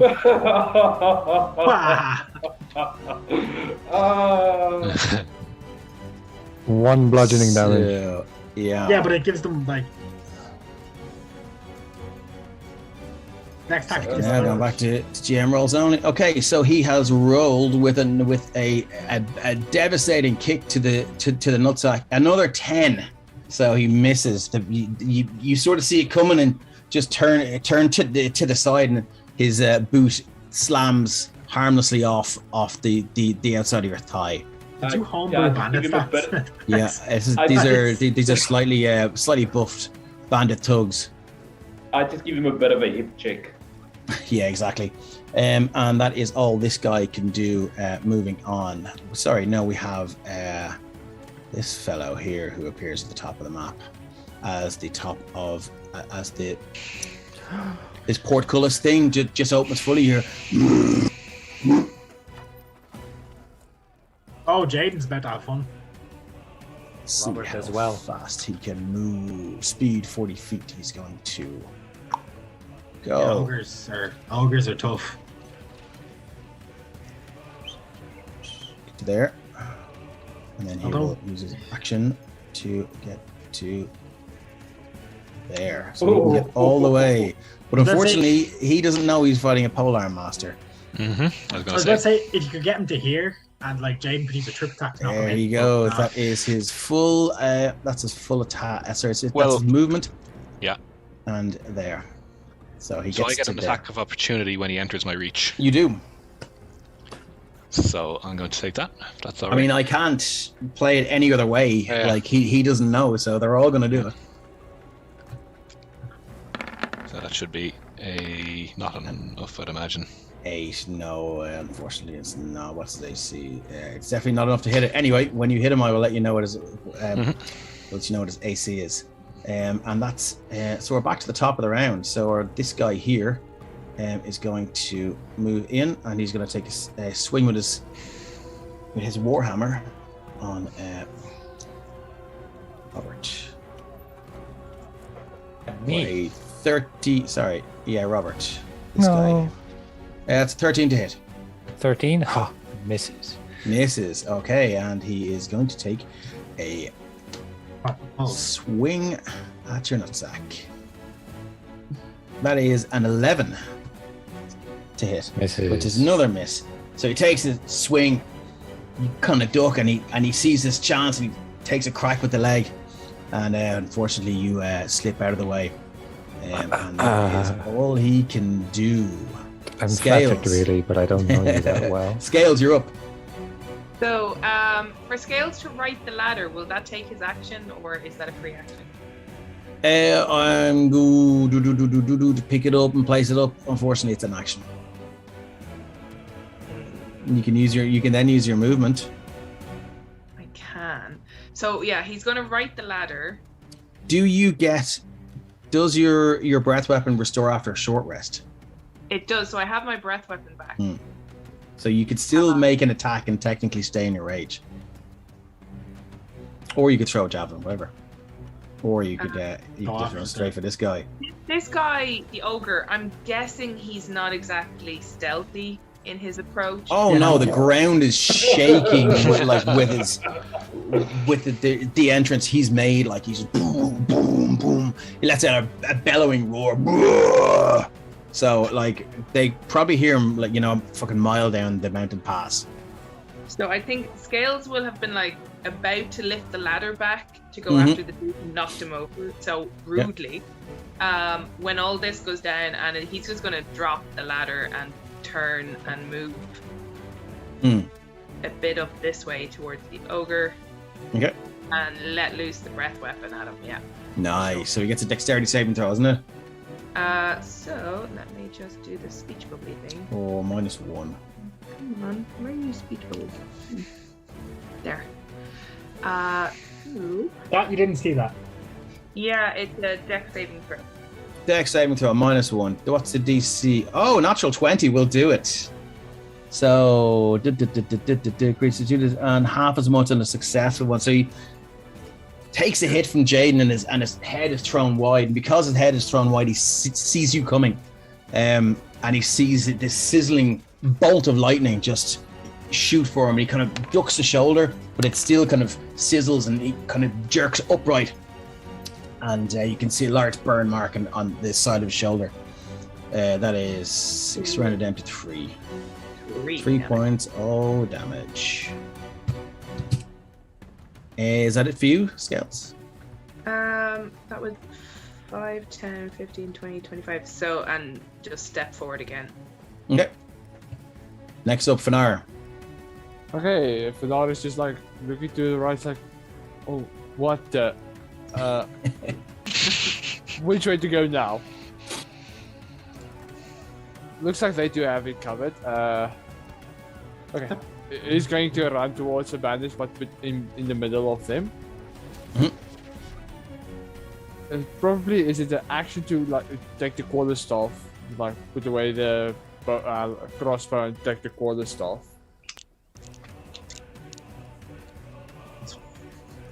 You've heard free action to change weapons before, so I'm not sure. Yeah, you can just drop something and pull out something else. I don't really use style rules or stuff like that. So I'm gonna take the quarterstaff and hit the one on my right. Okay. Wait. 10 to hit. So a 10 to hit. Where are you? You're up here. Okay, 10 to hit is not a hit, unfortunately. They're wearing chain shirts. Then at that moment, flurry of blows. Spin the key point to spin do a key point. blows. This time, Oh, nice. As you do, as you tap into that key, you feel something different, something odd. Can you make a wisdom saving throw, please? Oh no! Yeah, we go. Is this the lower dump you were talking about? Sort of. Wisdom save 10. That is enough. Nothing strange or unsettling happens. So you hit him with a whopper, couple of kind of wing chuns, cracks, and he takes 6 points of damage. Which one is this? The one on my right. This fella here, 6 points of damage. Then my second blow. Yep. Dirty 20. Yeah, that is definitely a hit as well. What's wrong with Fenari? Why is he doing well? He's doing things. That's what the wisdom saving throw is for. Apparently. Yeah, he was He's so beginning shocked. to believe. Yeah. Okay, so that's all I can do for now. Another 4 points of damage. Okay. Yes. Okay. Thanks for the bits, Kate. Okay. Thanks for the bits, Kate. Okay, so you can see take the swing with the quarterstaff and he ducks it. And as he comes back up, your fists are just waiting there. Crack, crack. And you just see his nose is kind of just smeared across the left side of his face now. And his eyes just run in tears. And he's kind of swaying his, on his legs. I will just say he's not looking a good. He's not in a good place at all. So like I will say, if, I hit him try to hit him with the quarterstaff. I throw the quarterstaff in the and just hit him and just catch it just again. throw it in the air and catch it. Yeah, no problem. Is that it for your round? That's all I can do. Okay, Bandit Captain. 5, 10, 15, 20, 25, 30. 5, 10, 15, 20, 25, 30 gets to there. That's his round. Next up is Peter the Ogre. And he is going to take a whack at you with his great club. Well, he uses javelin ranged. Is he next, or did you not reorder the turn order if you added him? Oh shit! Sorry, I did not reorder the turn order. Thanks for that. No worries. Let me just check. So we were where we were. So it should be Jaden. I assume Jaden is a higher. No, that's fine. Brent, so, Jaden. There we go. Hold on a second. Yeah, so it's Ren or Jaden. It's Jaden. He's a higher dex. Okay, cool. Yeah, go for it. Yeah. Cool. So having kind of taken the charge and kind of flowed back with it a little bit, a step or two, he sees the bolt of lightning coming over his shoulder, so he knows that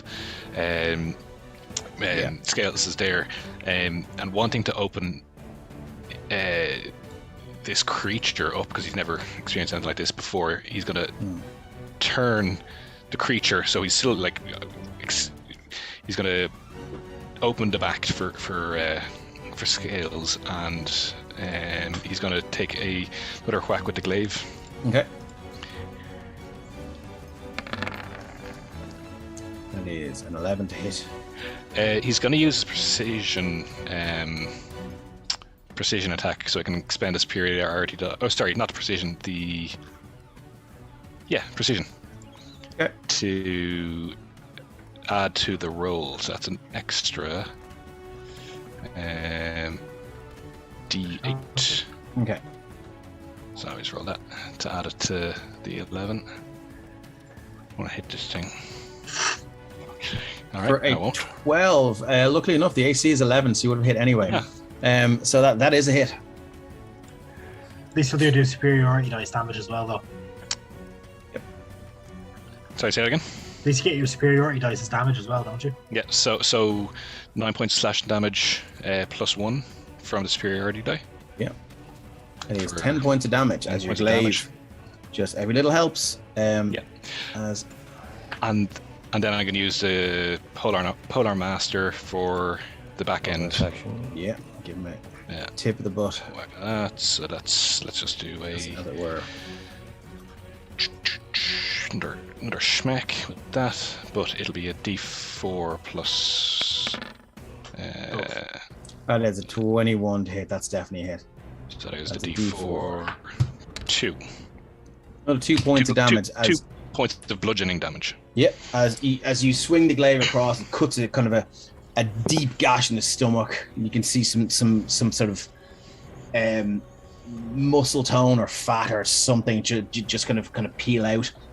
And then you swing your glaive around and just give him a bop straight in the nose like a bad dog. And he goes, and his eyes cross for a second. Is that you? That's me. Ren, you're up. So Ren is going to break into a run, seeing the ogre come towards his, party members. So he's going to run 30 feet forward. He's going to get to here, and then crackling energy, purple energy, just crackles in his hands. It's like beads of purple energy forms on his tips of his fingers. He's going to raise his hand and cast a magic missile at the ogre. Okay. So roll your damage. Yeah, give me 1 second.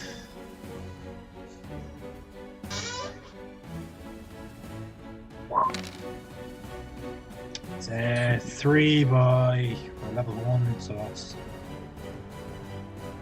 3 by 3, so that is 9.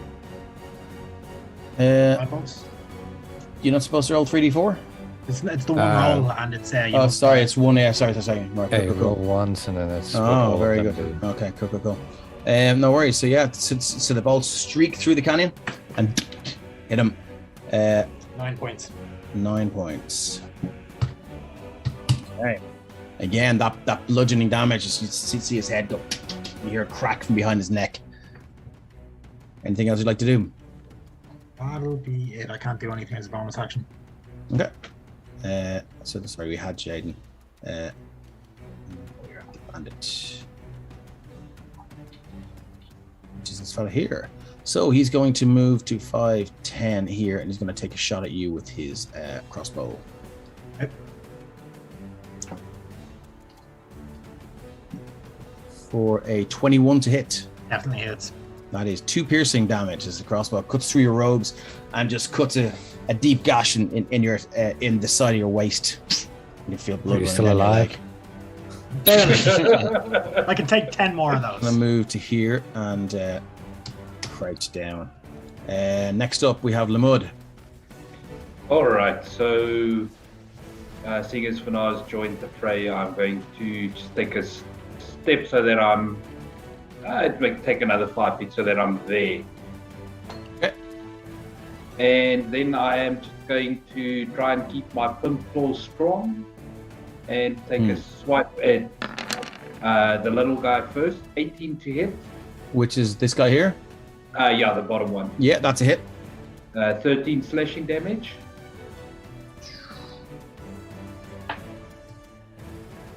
Is he still up?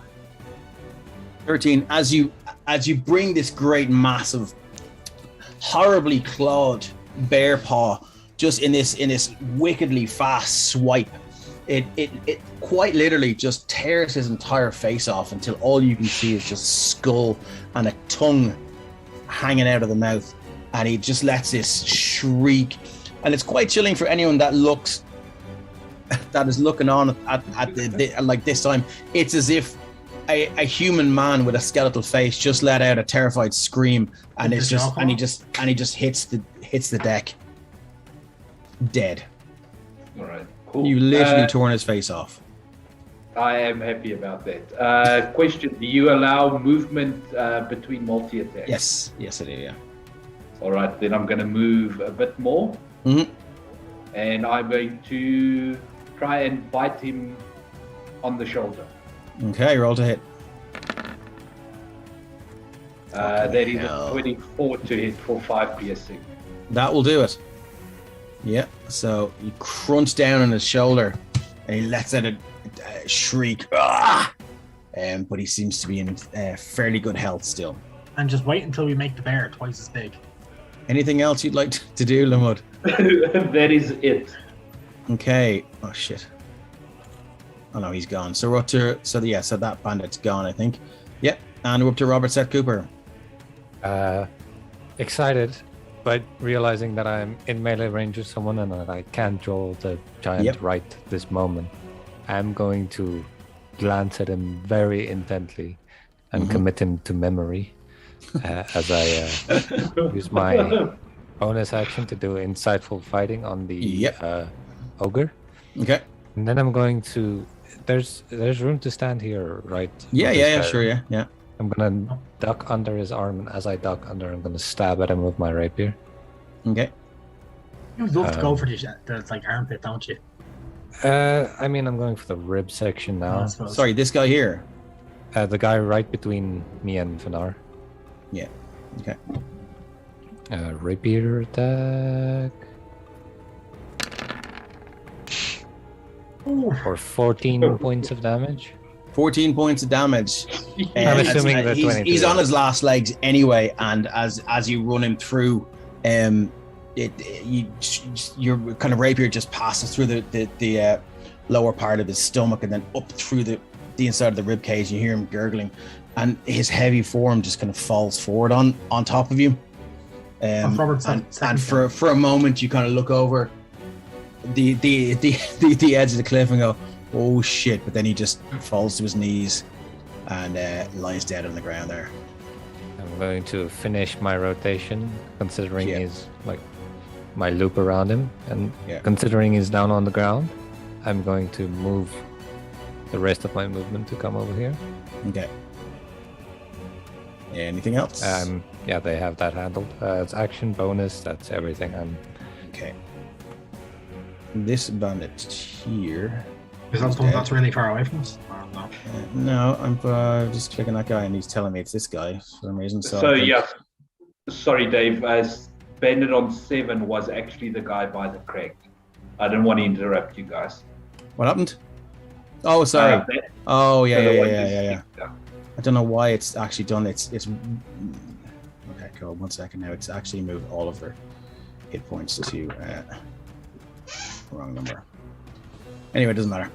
Okay, cool. So yeah, so this guy, he will definitely move down 5, 10, 15, 20, 25, 30, 5. And then another 5. He's doing a billiard down here. Right, 25. This is as far as he gets. Next on to the ogre. He's going to take a swing at Jaden with his great club. Roll to hit with a 16 to hit. 16 is your armor class. Excellent. That is 17 bludgeoning damage. Oh. Now we're talking. As he takes a big swing and just brings it down, crack! And you feel your collarbone just go, and waves of pain wash over you. Yeah. This tree here is what Jaden's collar looks like. Yeah. Is Jaden now an inch shorter? Well, his feet are an inch through the soft ground. So technically, yes. He's pulling a Magnar. Great clubs. That's 2d8 plus 4 damage. Yeah, that's all he's gonna do this round. Next up, Scales. So Scales is just gonna whack this guy as hard as he can in the back. Okay. You're gonna need to move into range. I do. You're gonna try and flank him. You'll get advantage. So yeah, I'm gonna move there. Okay. If you move to that one, you get advantage. I have to move there. You can use your Alt key and drag him to just here. Yeah. It's much of a muchness. You can roll your attack. Yeah, I'm on a tablet, so I don't actually have an Alt key. Oh, okay, no worries. Yeah, grand. We know what you mean anyway. You might move there. So toggle on the old advantage. And Morningstar hard to the spine. Oh, nice. Paralyze this motherfucker. That's an 18 to hit, which hits. That's 11 points of damage, and indeed it does crack him in the spine.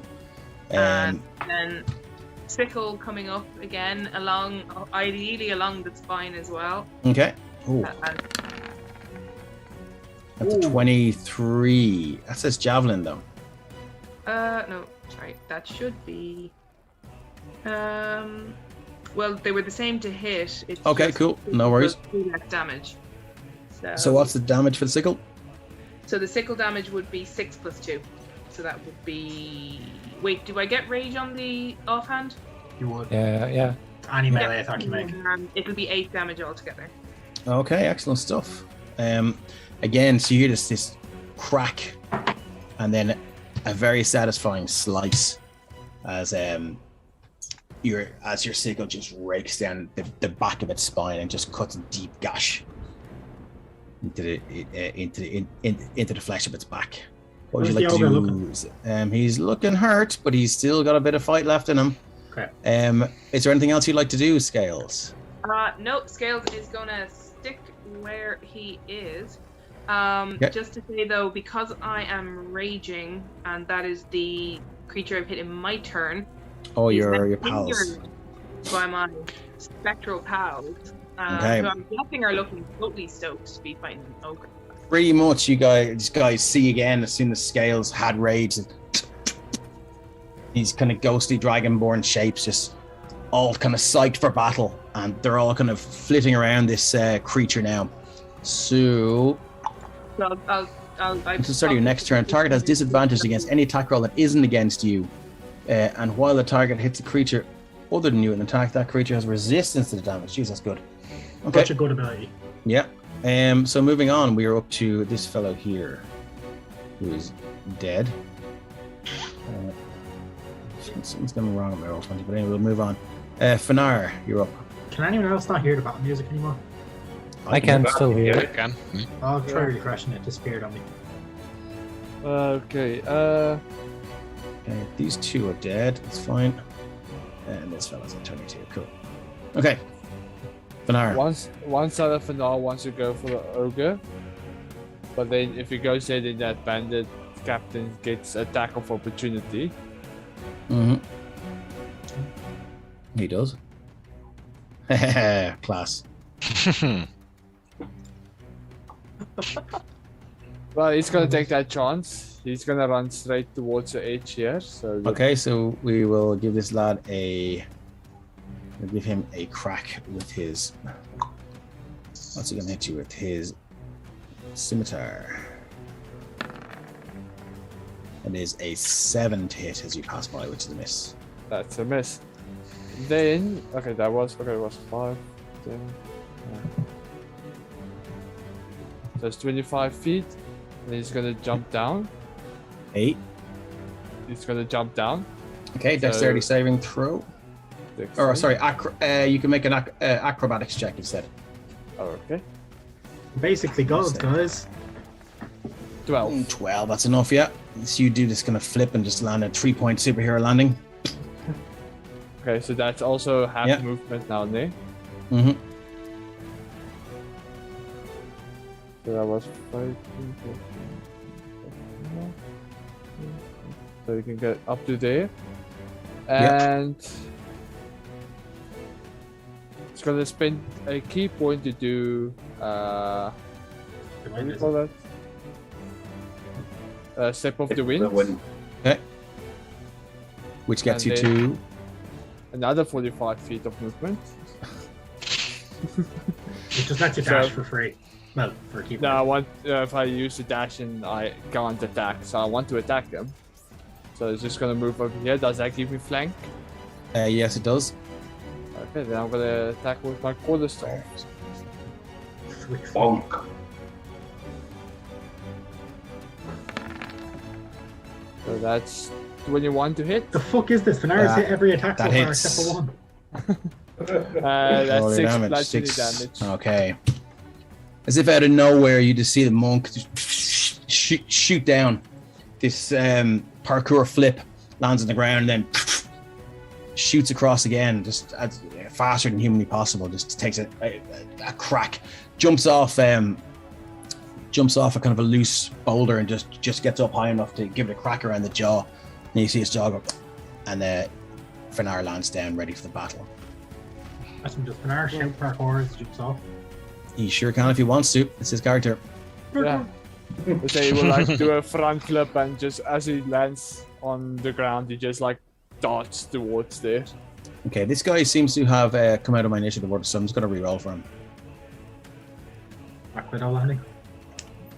And he can go in there. Grant. He doesn't seem to be on it though. Anyway, it doesn't matter. Cool. Moving on. Is that it for Fanar? Yeah, that's it. Okay, Bandit Captain is going to use his multi-attack on you. Yep. How does Wild Shape work? Do you get extra hit points? It makes 3 melee attacks, 2 with the scimitar and 1 with the dagger. 1. Bear has its own health pool. Yeah. 23 It definitely hits. for 5 slashing. All right.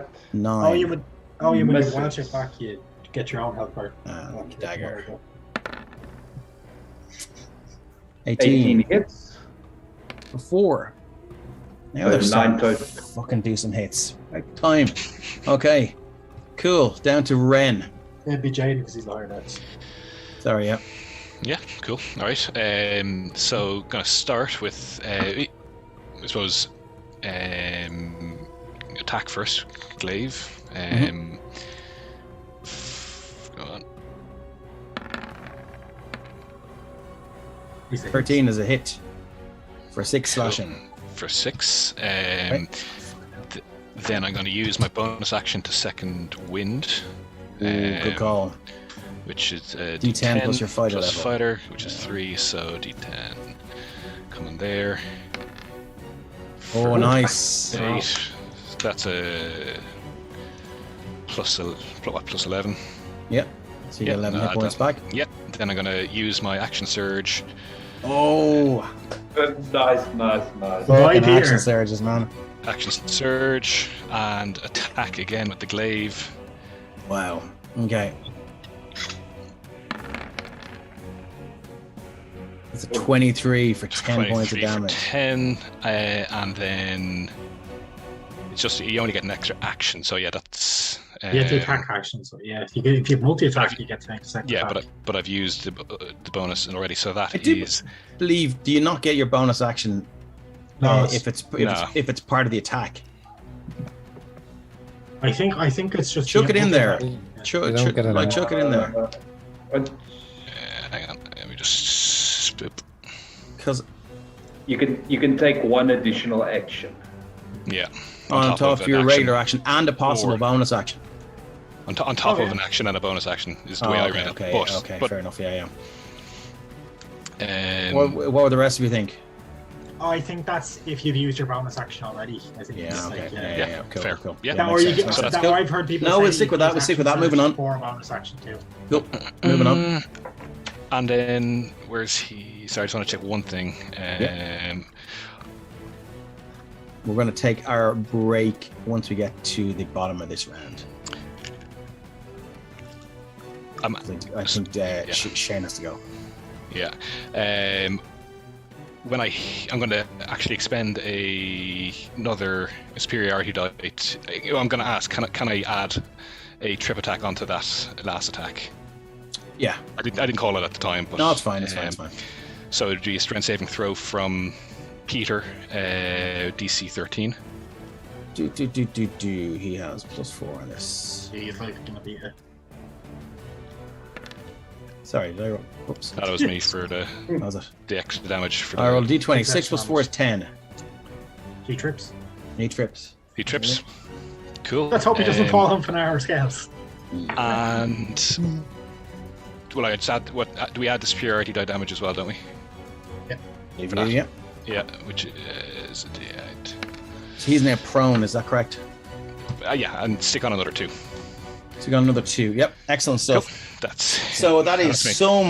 some round. Okay, so you just see the glaive, just the swipe.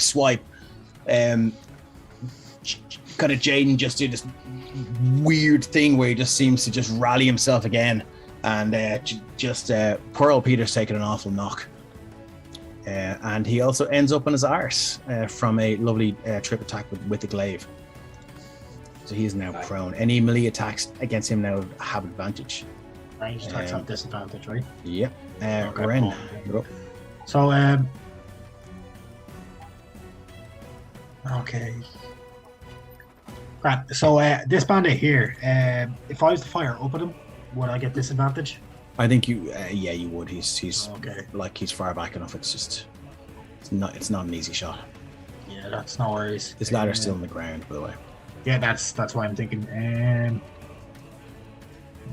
Yeah, mind sliver. So it's intelligence saving throw of DC. 13. Intelligence saving throw, DC 13. Yet again, he makes it. No worries. Excellent. And I will use my movement to Move another 30 feet up. Okay. This guy's going to go 5, 10, 15, 20. He's going to take another shot at you there with his... I'm here, not there. Sorry, I stopped the foot shot. With his light crossbow. Yep, go ahead. That is an 8 to hit. Misses.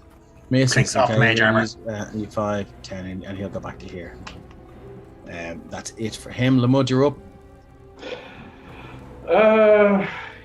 No more advantage, but that's okay.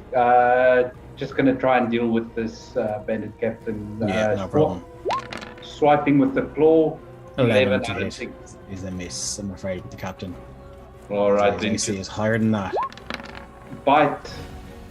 18 is definitely a hit, though. Yep, going for the other shoulder this time. 8 piercing.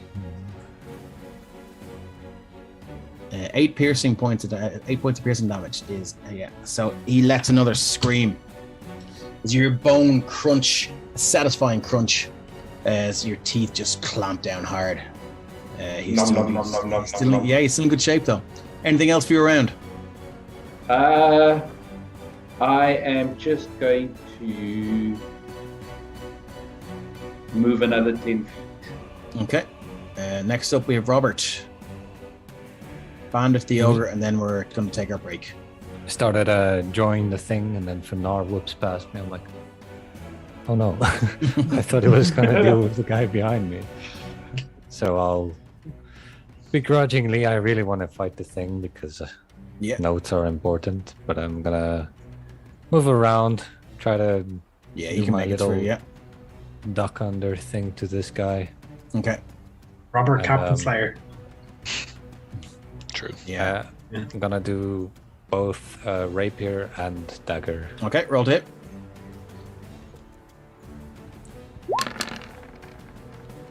Uh, 22 to hit for 8. You would get your sneak here as well, wouldn't you? Yeah, I would. On the first one, so that's 16. 9 to hit is not a hit. The advantage is flanking, wouldn't it? Still 11. But still 11 is not gonna hit. Yeah, so that's 16 points of damage. Is no joke. So 16 points. So while he's distracted, you just get that. You just get your weapon right up in there and just take your time and just slide it through several kind of vital points, and you just kind of see him stiffen up a little bit involuntarily as you just pull your blade free with a sickening squelch. Stick up his ass? No, it's a rapier. Anything else for your turn? No, that's my turn. Okay, where's this guy? That guy is dead. Why is this still my turn order? Get rid of him. And that is... No, sorry, we're down to the ogre again, who is going to take a shot at Jaden with disadvantage now, I believe. Is that right? And Jaden also gets resistance. He has been harried. Let me just pull this out. Great club. That is a 17 or 25, so you take the 17. Does that hit? Me? Yep. Yeah. So you rolled a 17 to 25. So the damage is, you get resistance to it. So it's 16 down to 8 points of damage. I mean, 17, so. For a moment there, it could have been like, you wouldn't have to go after the break because Jaden would just be dead. Yeah, that's pretty much. Isn't it? So you can just see these kind of spectral figures kind of harrying the ogre, and he's looking down and he takes a kind of a half-hearted swing. Still connects, but doesn't seem to do nearly as much as it would have done. Oh, by the way, Michaela, thanks for the 200 bits. Lovely, thank you very much. 300 bits, and John, thanks for the 100. Thanks, guys. Michaela, thanks for another 100. Cheers. So look, that's where we're going to take our break. We'll continue this. Combat afterwards. It's lovely. Thank you very much. And we guys, we'll see you back in about 5 minutes. Cool.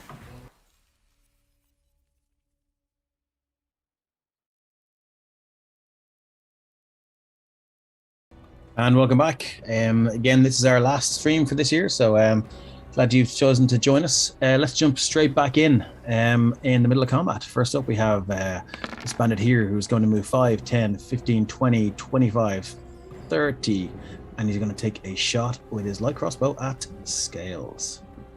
These Scales can take the hit. Boo. That is a natural 1 to hit. Critical fail. Here we go with a D100, the first of the night. To anyone who doesn't know, we use a critical fumble table. As well as missing some bad things happened. What was it? 51? 57. 57. I think we've gotten this one before. Okay, let me just check. Your own worst enemy. You suffer the effects of a Bane spell for the remainder of the encounter. Wow. It's a mistake. Okay. Magic, so I'll hit just them put a with little thing on this guy. Let me just double check. Concentration. Little skull and crossbow there. So that's all he can do. What a fucking hell. Next up, Scales. You hear this kind of and a kind of a jamming sound from way over your shoulder, high up, but nothing really catches your attention other than that. Scales is going to stay focused on big dude in front of him. Okay. And sticking with what he knows, smashing down with that Morning Star back on the smashy. still on the spine because the dude hasn't turned. So. Oh, you're working hard in that spine. Possibly that's even pissing Scales off even more that the dude hasn't even turned. So that's a natural one. Yeah, but it's you advantage. Ooh. 13 to hit is that's a hit, so it's 10 points of damage as you hear another satisfying crunch, and his posture changes slightly. Sickle, 7 points of damage. Again, you tear open. It's 7 more of that, right, isn't it?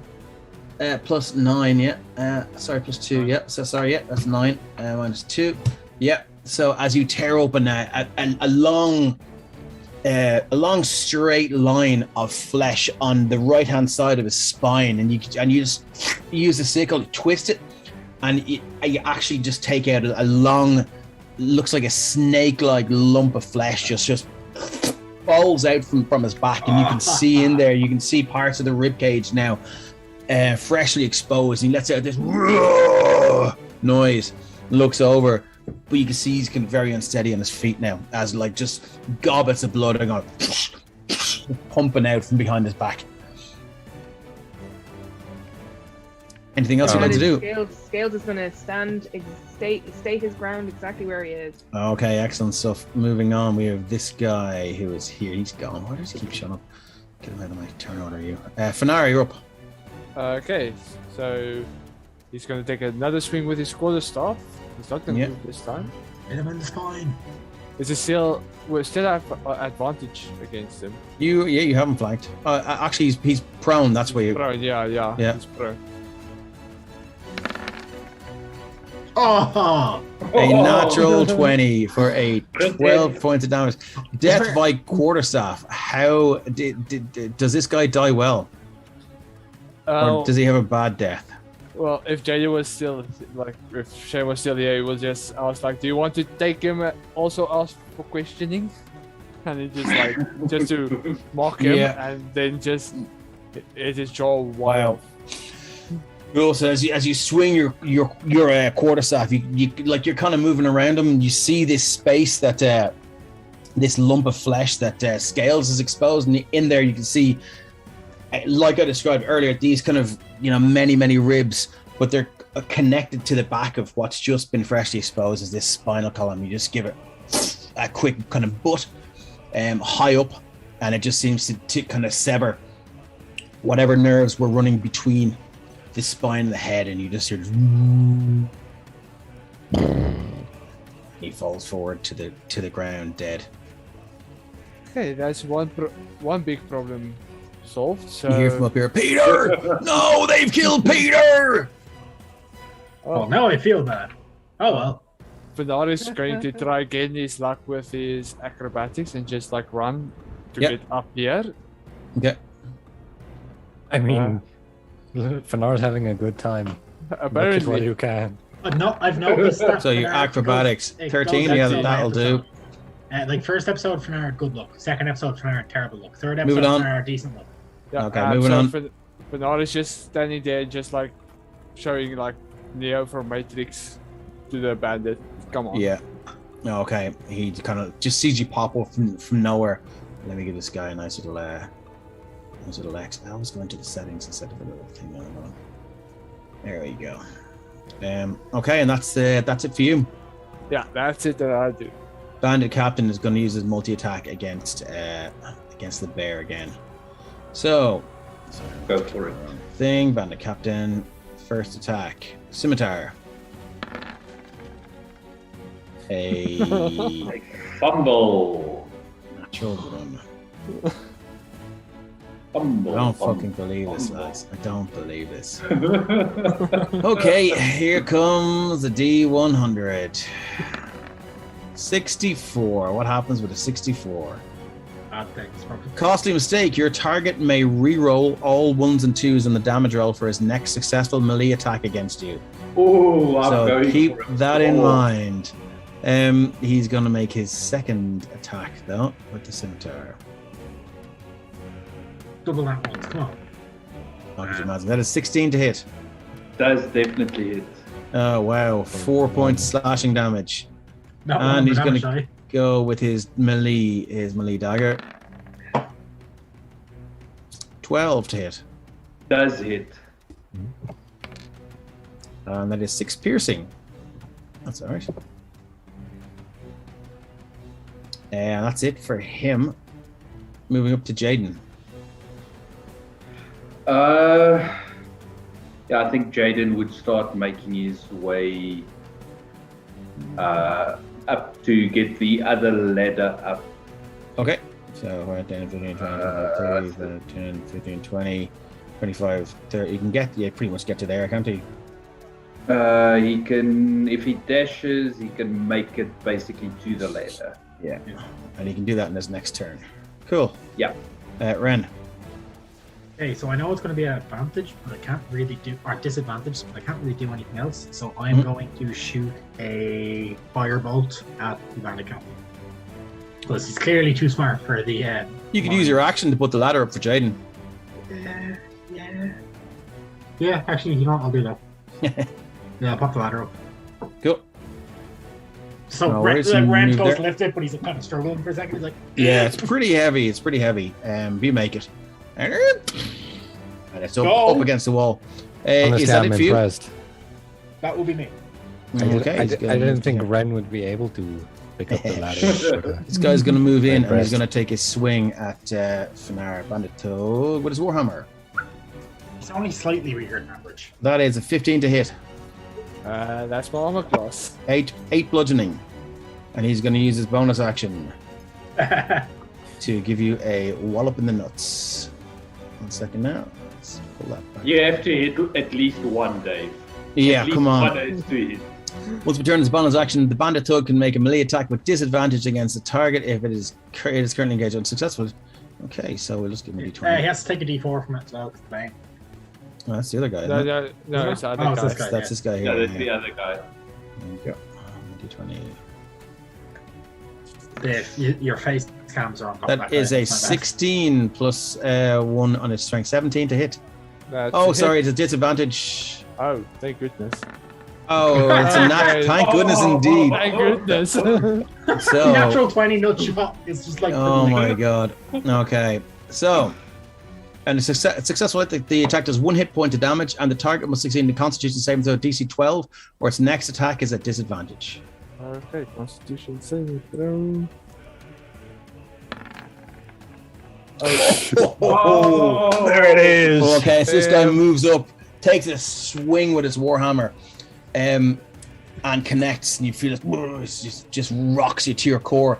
And then, as you get your senses back, you just feel this heavily armored and metallic boot just crack you straight between the legs, and the breath just leaves your body, and that hurt. Oh, Yeah. Finar's not having kids anytime soon. Lamud, you're up, my friend. 1 moment, please. Before I make my roll, it makes sense that Fanar would be the one who gets the boot at the end of it. Yeah. Checks and balances. The universe had to put him back in his place. Somewhere. Yeah. But yeah, I'm just gonna swing a claw at this bandit captain. 16 will hit. And I can re-roll that 1, You certainly can. the damage. So that's Nice. 3 and 5 is 8, so 12 points total slashing. Yeah. That takes a lump out of the shoulder and the chest. You can see a tear in his chain shirt now. All right, gonna try and fight him as well then, seeing as he's still up. Ew. 14, I don't think that's enough. 14, no, I think it's a 15 to hit for that lad, yeah. So, no, that misses. But you can just see blood starting to pump from the wound with the slash, and it just kind of soaks the fur beneath your neck, and you get a smell and a taste for it. Yes. Robert And sent that people. would be it. Thank you. Well, considering he doesn't look so good. Stab, stab. Stabby, stabby, stab, stab. Robert kills one bandit captain and he just gets a taste of blood. Okay, so you have advantage of 13 on the bandit captain is a miss, and 23 is a hit. So you get sneak attack when you hit, so that's another 12 points of damage. Yeah, and again, you just hear this kind of pathetic groan as he sort of almost drops to his knees, but manages to carry his weight. You can just, as you pull the weapon free again from behind him, this thick goblet of something pink just lands on the ground and wobbles, and then followed like from the big hole that it came out of, just this steady stream of blood. At this point, I'm considering adding this guy to my book because I don't think he's human. Oh, he is. Did you buff the bandit captains? They seem to be taking a real beat. No. No, fair enough. Not that I know of. Anyway, we're just not doing as much damage. Anyway, none of your business.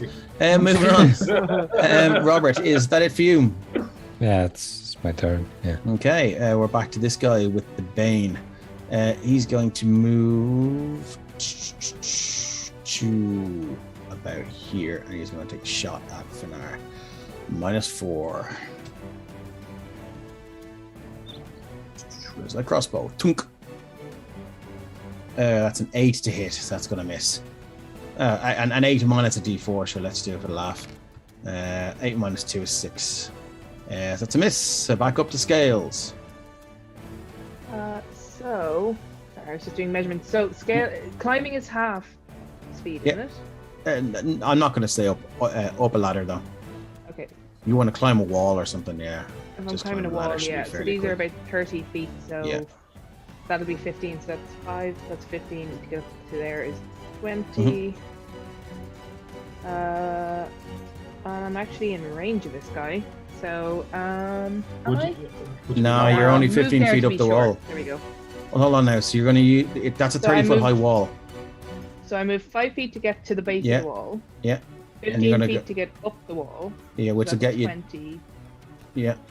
So It's sort the of- 30-foot high wall So you're only 15 feet up the wall. up the wall. You can get about 20 feet up the wall. You'd be 10 feet down. Yes, you'd still be Oh, here. I get you. So, okay. So I'm going to then use the rest of my action just to keep climbing the wall. So Yeah, that's no problem. You can get to wherever you want then. Would you have to make an athletics check to You climb certainly the wall? will, yeah. You certainly will. You have So I'm advantage. you aiming up to there. get to there. Yeah, So give us an I'm athletics there. check.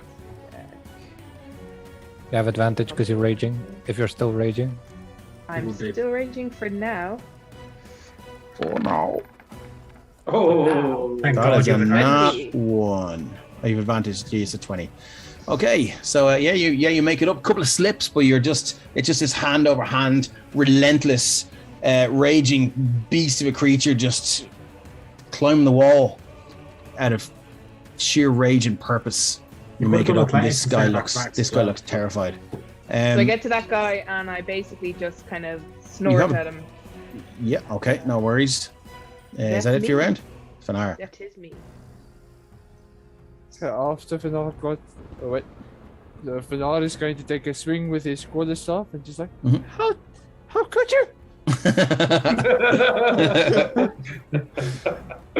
With disadvantage, right? Okay. Yeah,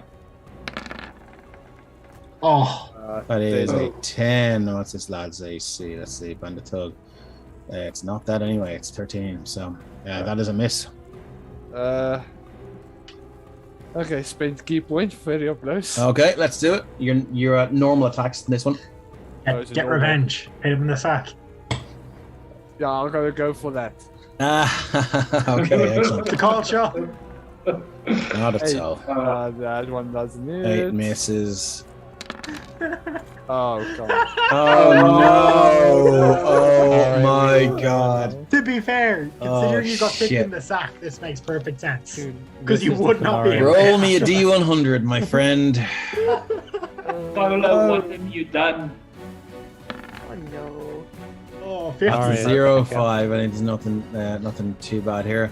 Slipped. You must make a successful DC 10 deck save or immediately fall prone. If he's on the edge of the cliff, would he fall off? That's enough from you, thanks. Let's just let him make his dex check, okay? Deck save. Chat, I don't actually want Fanar dead. Okay, 16 or 21. Okay, yeah. So you almost go in your arse and that's it. You kind of catch yourself. I believe that's it for you, isn't it? Yeah, Fanar's just still trying to catch his breath. Yeah, absolutely. And your nuts wherever they are. Back to the bandit captain, and he is in a bad way, but he's determined to go out fighting. So he's going to take another couple of swipes at the bear. He's not at all interested at the guys been backstabbing him this whole time. No, he's getting hurt, but the bear is a more terrifying prospect. It's fucking huge. It's a giant bear. To be fair. That's 6 points of slashing damage. Next scimitar. 14 to hit. Hits. For 7 slashing. Dagger. Oof. 11 to hit. 11 is my armor class. For another 4 piercing. Alright, with that, the bear form will drop. And Okay. 2 of that damage is going to transfer to me. Did he see him turn into a bear though? He didn't. He didn't, but he's like, damn you, die, fucking die. And then you just go, he's like, what the fuck? And he just looks behind him, he's like, oh fuck. That's all he can do. Nice motherfucker. Jaden. So you say climbing the ladder is normal speed? Yeah, I think so. Hey, Jaden, get the fuck up there. So that Fanar's dying. 30 feet to get to there. And yeah, I don't think. Oh wait, did he have a? Jaden did have a crossbow. He has a pole arm. And he has a pole arm. Thanks for reminding me. Yeah, so he's just gonna try and smack him upside the head with the glaive. 7 to hit is not going to hit this guy. Let's do he's got reach on the bonus action attack as well, right? Yeah. Okay. So it's the other end of the pole, so yeah. Yeah. That's an for 8 points of for damage. max damage. Nice. Should he roll on the natural 20 table? He should, yeah. He should actually, yes. Oh, I forgot about that. Let's get a D100 going. 35. 35. Just give me 1 second. I need to manually do something here for the guy. Okay, 35 in the critical hit table. You are able to maneuver towards your opponent while attacking and attempt to harass them. After your attack, you can choose to attempt to grapple your opponent if you have a free hand, or attempt to shove your opponent if both hands are in use. So you can attempt to shove him if you wish. Do a shove. Okay. Off the mountain. So that would be athletics. I do believe, yeah. Sorry, Dave. Can you just read that again? I didn't hear it. Yeah, no worries. 35. You are able to maneuver towards your opponent while attacking and attempt to harass them. After your attack, you can choose to attempt to grapple or your opponent if you have a free hand, or attempt to shove your opponent if both hands are in use, which they are. Oakley. 17 athletics. So that is to shove. I haven't used a shove in ages. Is that to beat his AC, or is it does he do an athletics? It's a contested athletics. Yeah, it's a contested athletics roll. 4. He goes. So you shove him 10 feet, isn't it? Yeah, 10 feet straight forward, please. Well, I mean, straightforward is. I mean, there's a scales there, so yeah, pretty much straight into scales. So sorry. What I mean by straightforward is you're going to shove him that direction. Yeah. This might actually save his life. Okay, cool. So 5, 10. He goes off the edge. I'm going to give him a dex saving throw to land and not take full damage. Okay. So we're going to take 3d6 for half damage. So that is down to 12 to 6. So he's still alive. You've shoved him off. Insert Wilhelm scream. Yeah, pretty much. So he's down the ground there now. Anything else? That would be it. Okay, moving on. Ren. Yeah, so seeing this guy go flying off the edge, Ren. Well, you hear more than see, yeah. Yeah, Ren's gonna move 25 feet to get into range. So he is prone. Prone, that's fine. And then I will cast first level Burning Hands. Okay. I told you I'd do it the second. Is it a range attack? Yeah, I don't know. It's it's a melee spell attack. Melee spell attack. Okay, cool. So he has advantage. Yep. If it's not a dex save. Is it But, a dex save? You No, hold your okay. hands That's and your a big thumbs save. touching and your fingers spread. Thin sheets of flames shoot forward from your outstretched fingers. Each creature in a 15-foot cone must make a dexterity saving throw. A creature takes 3d6 damage on a failed save. He fails. He has disadvantage on the save Yeah, because so that's he's a 3. So he has a 3 with a 3d6. disadvantage. Okay, roll your damage.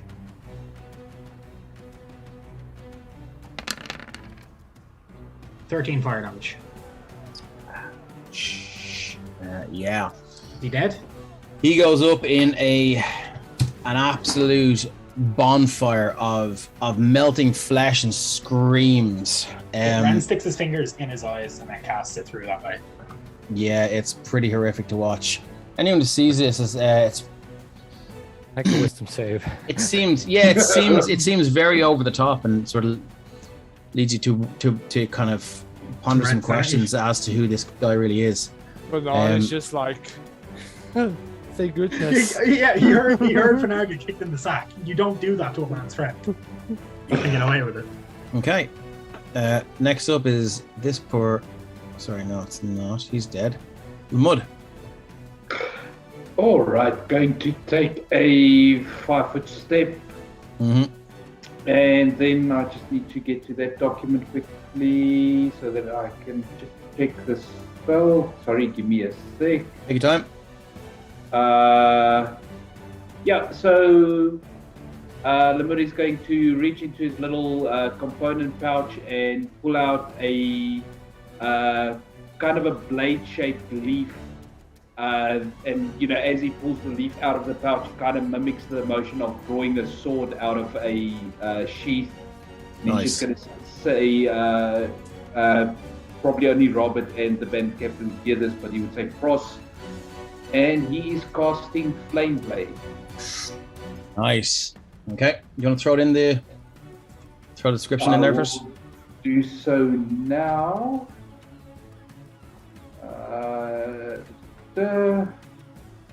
It is a 2nd level spell. Why is it not rolling it? I do not know. See, I do believe you have to make a melee spell attack, don't you? Yes. It is a melee spell attack, but The bonus action to cast it, and it's an action to take a swipe at it. So roll to hit. I'm just looking for it on my sheet. No worries. Take it up. Let me Ren's see. not the only one with fire magic. Good to know. I've got all the magic. True, you're a druid, you get some with magic. I'm just going to roll Primal Savagery, but I'll roll the damage. It didn't load properly on my sheet. No worries. Yeah. 22 to hit. Yes. So he will take 4 acid damage. 12 fire damage. And that is exactly the amount of hit points he had left. So your flame blade just operates there in your hand. You just take a single swing, and it just cuts through and decapitates him, simultaneously cauterizing the entire neck wound, so his head just falls down and there's no blood gushing whatsoever. It's a bit of anti-climax, but a satisfactory climax nonetheless. He's and dead. Then there's still some left, so 15 feet, and yeah, they're just going down the ladder. So I could probably make it halfway down the ladder. Yeah, no problem at all. Yeah. Next up, Robert. Sorry, Lemon. No, that's it. That was my turn. Okay. Robert, now that the guy is dealt with is going to excitedly run up to the edge to fight the ogre, and there's... okay. You can draw its dead body. I already drew it. It's fine. Anything you'd like to do? Draw a dead ogre. Do you have a melee attack? Or, sorry, a ranged attack you could? Nothing that can reach that far, I think. Okay. Do you not take one of the crossbows? No. Okay. So if you've any more movement left, you can retrace your steps and attempt to get to the ladder, or you can keep going and up to the north to investigate the house. Yeah, I'll start rotating around. Okay. I mean, I can only see one guy, and he's about to get like collapsed on by 4 people. So. Okay. No worries. Next up is this fellow here.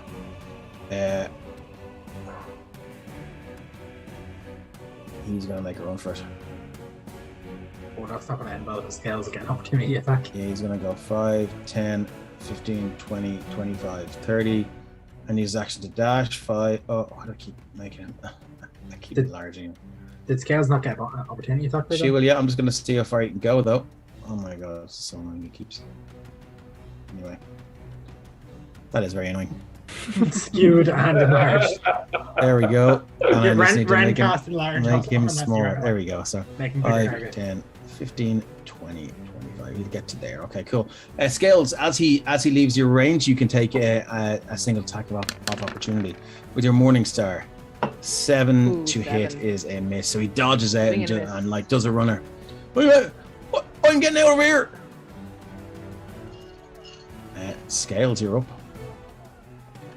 So that dude has just legged it.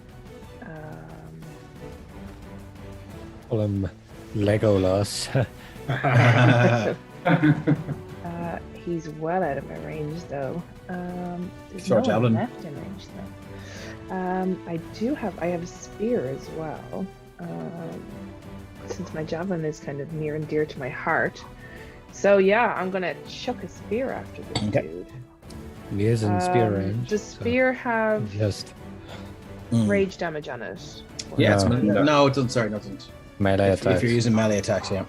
Yeah, let me take off the rage damage. Chuck that spear. Oh, 24 to hit. 24. What's the natural 20? So 7 piercing damage. 19 plus 7 He's piercing cowardly damage as back. it sails through the air. What's after happening here? Where's it gone? There he is. Is that that? It sails through the air and it catches him in the back of the leg. You hear this yelp. Oh, you Achilles them. But he just kind of bends over and yanks it out and goes, well, he doesn't snap it, but he throws it off the edge and just kind of tries to keep running. You have movement. I do have movement, and I am going to follow. Let's see. How far can I get? 3 feet. Maybe I can get to that corner. So, yeah, Scales is going to go tearing off after him. Okay. You could make a second attack using your javelin if you want to use it. Why? Just don't multi-attack. She's on level 5. Oh no, yeah, sorry. No, I don't. It's only when I'm using the light weapons. Light weapons, yeah, I forgot. Sorry. Fanar. How do you do that? Like Robert now does the Press Q. Q.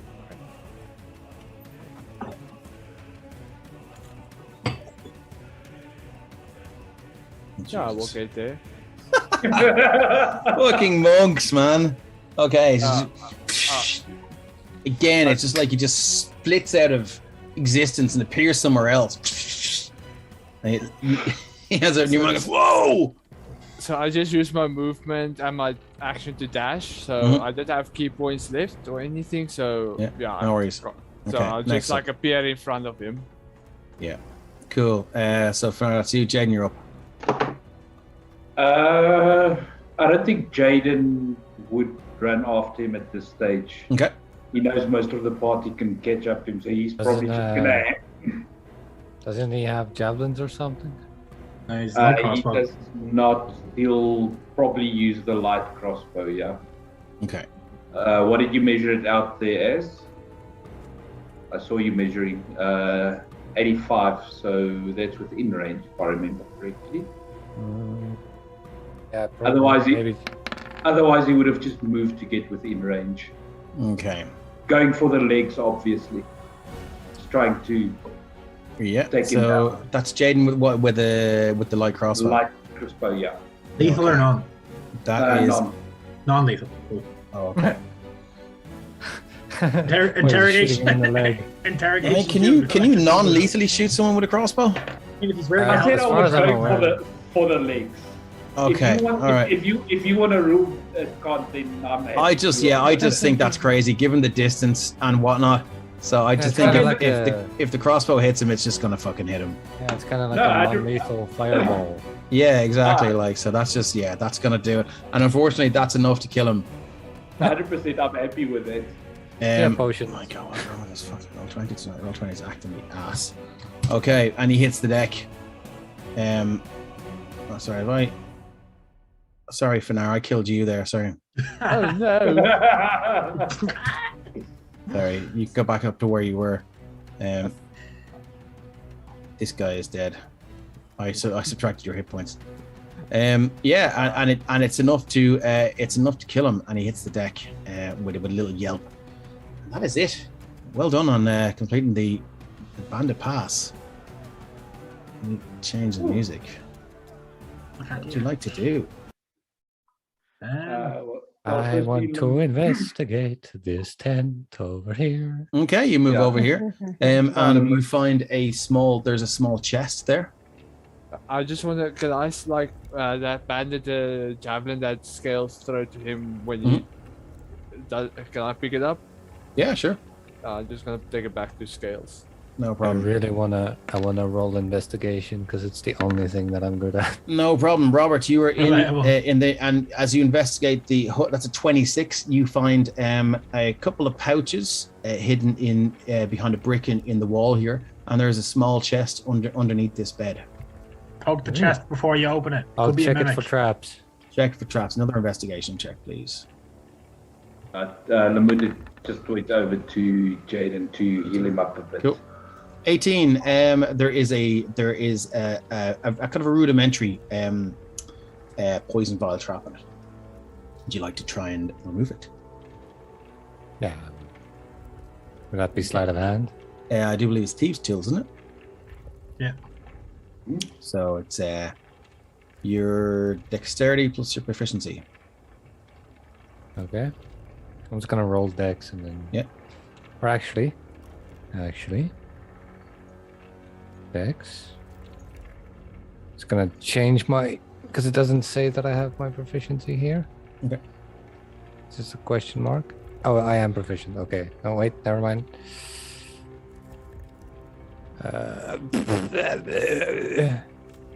Dex. Okay. Is that the noises Robert makes as he tries to disable the trap? 10. Unfortunately, 10 is not the DC required. As you get in, you hear a noise from outside. Okay, you've already given me the Constitution save, which is good. As a large cloud of noxious gas fills the air, and you take 2d6 poison damage, halved. So 3 points of poison damage.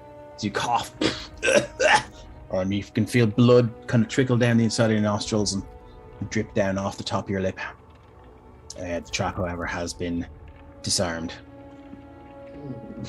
Well, I need to get better at using those. Pretty much, yeah. When you set off the trap is no longer effective. So, yeah. Would you like to try and open the chest? Yeah, I want to see what's inside. Excellent stuff. As you open the chest, rifling through it, you find a silver platinum band with a kind of a small red gem in it, which is a ring that will go around your finger, and 150 gold pieces. Ooh. There's also a Payday. scroll. Also a scroll. Okay, I'll just close it. How big is the chest? Is it like carry size? It's about the size of a large printer. Okay, Like, it's a bit big to would carry. you say large? Not like, do kind you of mean a- like an office printer or like? Yeah, not like an large office desk printer, not the one that's like freestanding that high. Like, so you're about yay big by yay big. Yeah, I'll put the 2 pouches that I found as well. There's inside also of the chest. there's also on the top of this bed, come table thing. There's also orders just saying, hold the pass, let no one through. Does it say who it's written by? Yes, it does. It's signed by Stiletto. Stiletto. Stiletto. Ooh. I'll take that and I'll pocket it in my jacket. Okay. This is where you find out Gribble is secretly a bandit leader called Stiletto. Anything else anyone wants to do? Loot the Sorry, bandits. Robert, are you finished or? I'll just put the 2 pouches inside the chest and then I'll carry the whole chest out with me. Okay, no worries. So between Lamud and Jaden, just these 3 bandits, you're just checking them over. For Okay. anything. Generally, the bandits will be equipped with warhammers and 10 silver pieces each. All right. I'll take one from this. So whatever you've got there, Robert, just add 30 silver to it. I haven't checked what's in the pouches, but 150 gold. Okay, so just let me just make a note then quickly. I'll just, so 150 TP, 30 silver pieces, the ring, Dave? and Yep. scroll. Can you make a handout that is a note that we can call party loot Yeah, sure. no problem. to take note of what we get Yeah, it'd actually be really do handy. that during the in a week. place actually. where everyone go. can see it? I'll do that during the week. Because I mean I have the note, but I have the note. Yeah, no worries. Yeah. Keep it going. It's handy to have like something we can all access for. No worries. Yeah, I'll do that during the week. Okay. Anything else anyone wants to do apart from searching these guys? So it's 30 gold pieces or 10 gold pieces per bandit. So that's 10, 20, 30. No, it's 10 silver. Okay, so it's a- 10 40. silver per band. Yeah, silver. That's 10, 20, 30, 40, 50 silver. I'll Yeah. hand the chest over to Jaden. Yeah. Who's And gonna then check I'll- the ogres? Yeah. And I'll. I don't want to check the ogre, but I do want to check his habitat. See if I can glean Yeah, anything. it's pretty much at the top of the map. There's nothing much there. It's just two portcullises and a kind of a 40-foot gap. It's like a cage kind of. Yeah, pretty much. There's nothing really to speak of there. A few bones that have been gnawed upon and stuff like that. What does he eat? Does it look like? Looks like he's Trying he's to been discern fed, what he's his been diet fed consists all of. sorts of animals, but there are some human bones in there as well. Oh no. So they do eat humans. Interesting. Mm. Good to know. Yeah, my notes on him is just let your friends dogpile him, I guess. So yeah, I mean, Jaden would just then also check the chest, and Robert said he did put the 2 pouches in there. Yeah. Did he? I don't think he opened the pouch. Now, if you want to open pouches, you'll find there 2 pouches of sand. Pocket sand. Anything specific about it? Hard to tell. It's just fine-grained sand. At this point, Randall will probably come up to have a look in the chest. Can I start, sit down, pull out my spellbook and the pearl and start identifying the items? See if there's anything magical? The ring might be. You so- can, yeah. As so you yeah, as you while- pour over the ring, I will tell you that it is a ring of protection +1. Ring of protection +1. Okay, cool. But that gives you +1 on your saves. AC. Right? AC and saves. Oh, AC and saves. So can Lamut make some kind of check to try and see if there's anything strange about that sand? Is it a different color to what's in the region? Is it? Yeah, you can make a nature check if you wish. It's definitely. I mean, you don't have to roll high. I Scales didn't just, roll high. No, it's definitely not local. Sorry, Scales. Scales has just wandered down and he's kind of like, he hasn't come all the way back. He's standing by a cliff. He's slowly exiting his rage and he's just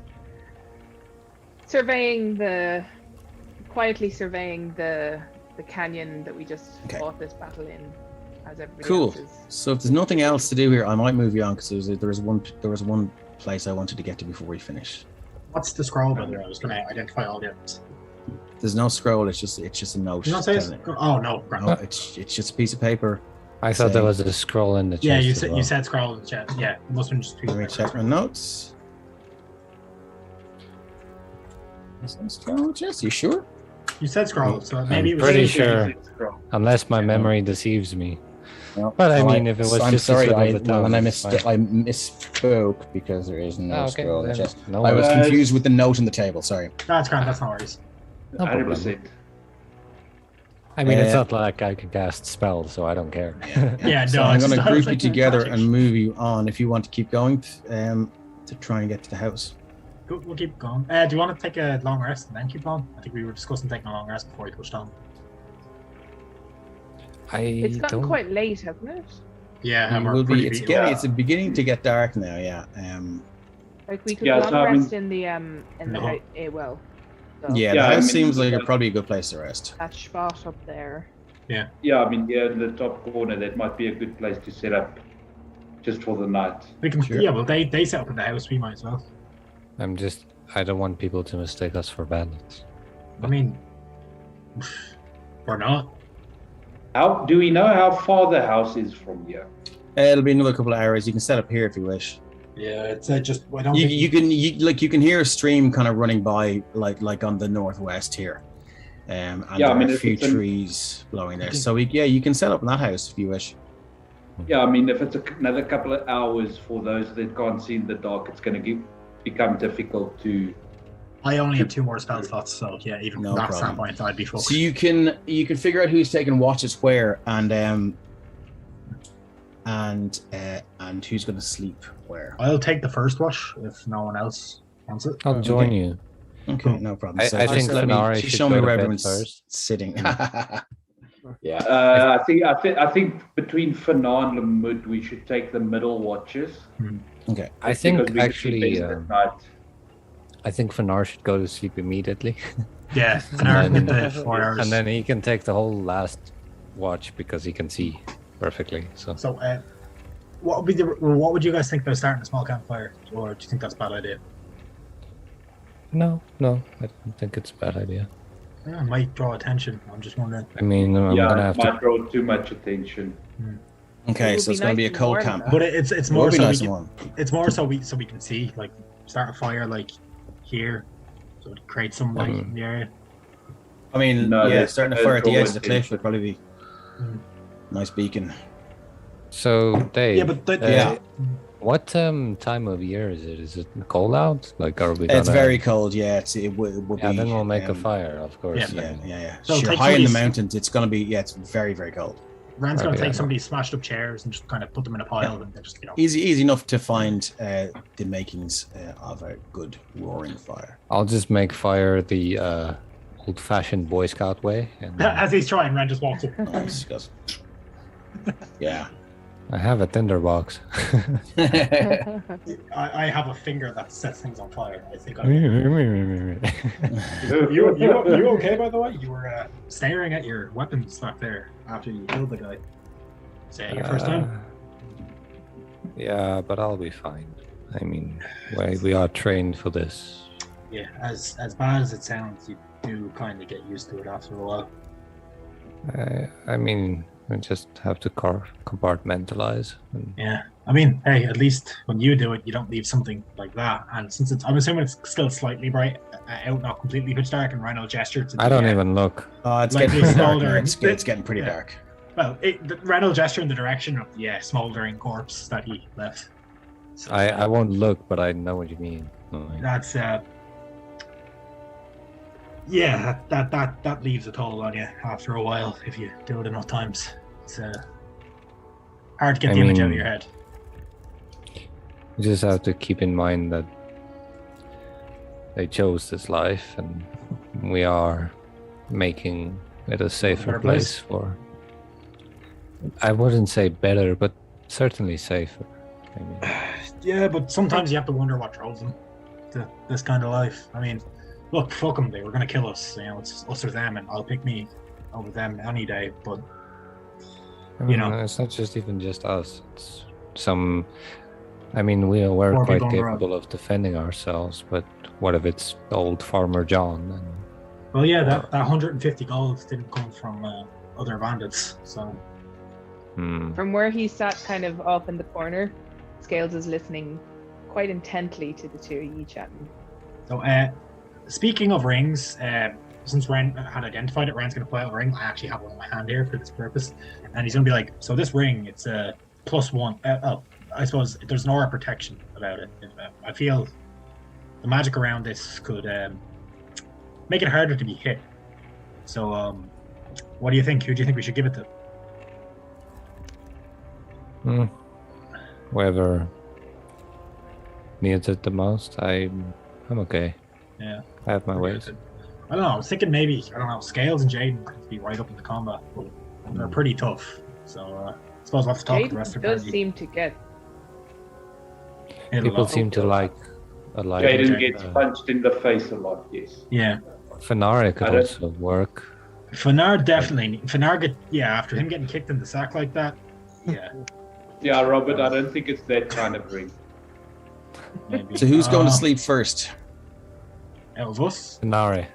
I'll take the When I was going to sleep first, Ren said he was taking the first watch, so I'll take second watch. I'll join you on the first watch. It's just you and me. So we're gonna go into the first watch then. So Scales, you're asleep, and the rest of you guys who aren't taking the watch are asleep. Okay, so Scales. The feeling that you had from when your ancestors joined you this time around was incredibly powerful, and it just felt different. And as you drift off to sleep, you find yourself floating above this ruined building. The cool air blowing down the mountain feeling refreshing and rejuvenating. You roll over on your back, still floating, and stare at the night sky and the thousands of stars dotted throughout, taking in all of the beauty of the twinkling lights and remaining blissfully unaware of the existential connotations of such a majestic sight. You hear a faint sound off to your left, and floating beside you, so it looks like one of your spectral ancestors that joined you the last time you raged in battle. While completely translucent, you can still make out detail in the moonlight. Tattered full-length robes are cinched tight at the waist, and he wears wire-rimmed glasses and carries a sickle and staff. Scraggly tufts of hair poke out from beneath some of his scales here and there, and you can see the edges of some sort of tattoo creeping around his neck. He beckons you closer and holds out his hand. As your hand settles in his ghostly palm, you can feel the chill of his otherworldly presence. But more interestingly, you can feel a semblance of form there, some sort of physicality that you didn't expect from this incorporeal being. He looks at you appraisingly and nods, seemingly satisfied with who you are and what you've made of yourself thus far, and then releases his staff to float in the air in front of you both. Still holding your hand, he takes his sickle, and in one swift motion, cuts a long shaving from the staff that too remains suspended in midair.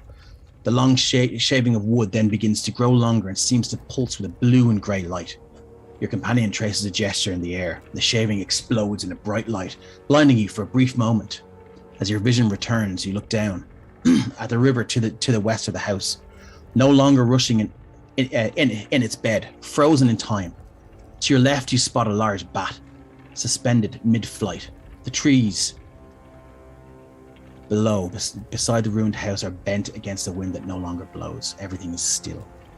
Your companion looks deep into your eyes, and you see a profound sadness in his as he beckons you with a tilt of the head. He clicks his fingers, and the river begins to flow backwards, the bat's course reversing and taking it back into the night. The moon retreats back in the direction it had previously traveled, and you see the sun emerge from where it's set. As you look down, you can see yourself and your friends emerging from this house and walking backwards out the house, back into the mountain trail, the battle beginning once new, and then coming to its start, and then you see yourself walking back down the mountain pass. Satisfied now that you have some idea of what is taking place, your companion waves a hand in the air, and the process speeds up 100-fold, then 1,000-fold. Thousands of suns set and moons rise in an instant. Days pass in seconds, years in minutes, until all at once everything stops and the world is again frozen. You blink and find yourself high above the kingdom of Sopherone, so high in fact you can almost trace its outline as if on a map. Your companion points below and you drop several thousand feet in a second, more detail becoming visible. You see far to the northwest in the kingdom of the elves, a set of standing stones light up in an eerie purple glow. Then to the northeast, the standing stones near Star Point do the same, and so on around the kingdom of Sopherone until all of 10 sets of standing stones are now alight in a raging amethyst fire. Suddenly they erupt beams of light high into the heavens and meet in a roiling explosion of energy and send a pillar of violet light hurtling towards the center of the vertex spine, the mountain range that separates east from west in Sopherone. Your companion looks at you sadly and clicks his fingers again. You both appear in an underground chamber in the midst of a bloody battle. Hundreds of Dragonborn stand locked in battle with human troops bearing insignias similar to the crown of Sopherone, but subtly different. The Dragonborn fight to reclaim a piece of ground in the huge subterranean chamber upon which rests a huge purple gemstone, cut to the shape of a giant flower with 10 petals. This battle, however, is only going in one direction, before the Dragonborn, realizing the outcome, lay down arms and surrender, begging the humans to leave this place. Your companion clicks his fingers once again, and time moves forward. This time a matter of hours as a figure in dark robes, a hood completely hiding their identity, steps toward the massive gemstone and begins some sort of ritual. Over 100 Dragonborn on their knees in the northwest corner of the chamber watch on in fear as the figure walks around the massive artifact, touching each petal with a separate wand-like device, turning their once purple glow to a deep blue-black. Another Dragonborn is brought in, this one dressed in what was once fine armor, now ruined from battle and wearing a ruby crown on her head. As she is roughly dragged towards the huge gemstone, there is uproar and outcry from the prisoners in the northwest, but they are held in check. The newcomer, obviously royalty, is dropped to her knees, and the robed figure approaches her. The 10 wand-like devices are now bound together by sizzling bands of magic and have formed a point of crackling arcane energy. In a swift motion, the mysterious figure drives his stake-like device through the heart of the Dragonborn queen, and she falls to the ground, her life bleeding out onto the cave floor. Suddenly, the petals of this huge gemstone flash in a blue-black glow, and the essence of the Dragonborn queen seems to be consumed by this artifact as it flashes again, and a massive pulse of black energy shoots through the roof of this cavern and into the night sky. Before your companion clicks his fingers once again, the last thing you see is a Dragonborn in this chamber, screaming in pain as they are one and all withered to nothingness. High above the mountain range, you can see now tendrils of blue-black energy trace out from all the standing stones, weaving their way towards hundreds of thousands of tiny specks of light that are dotted around the country.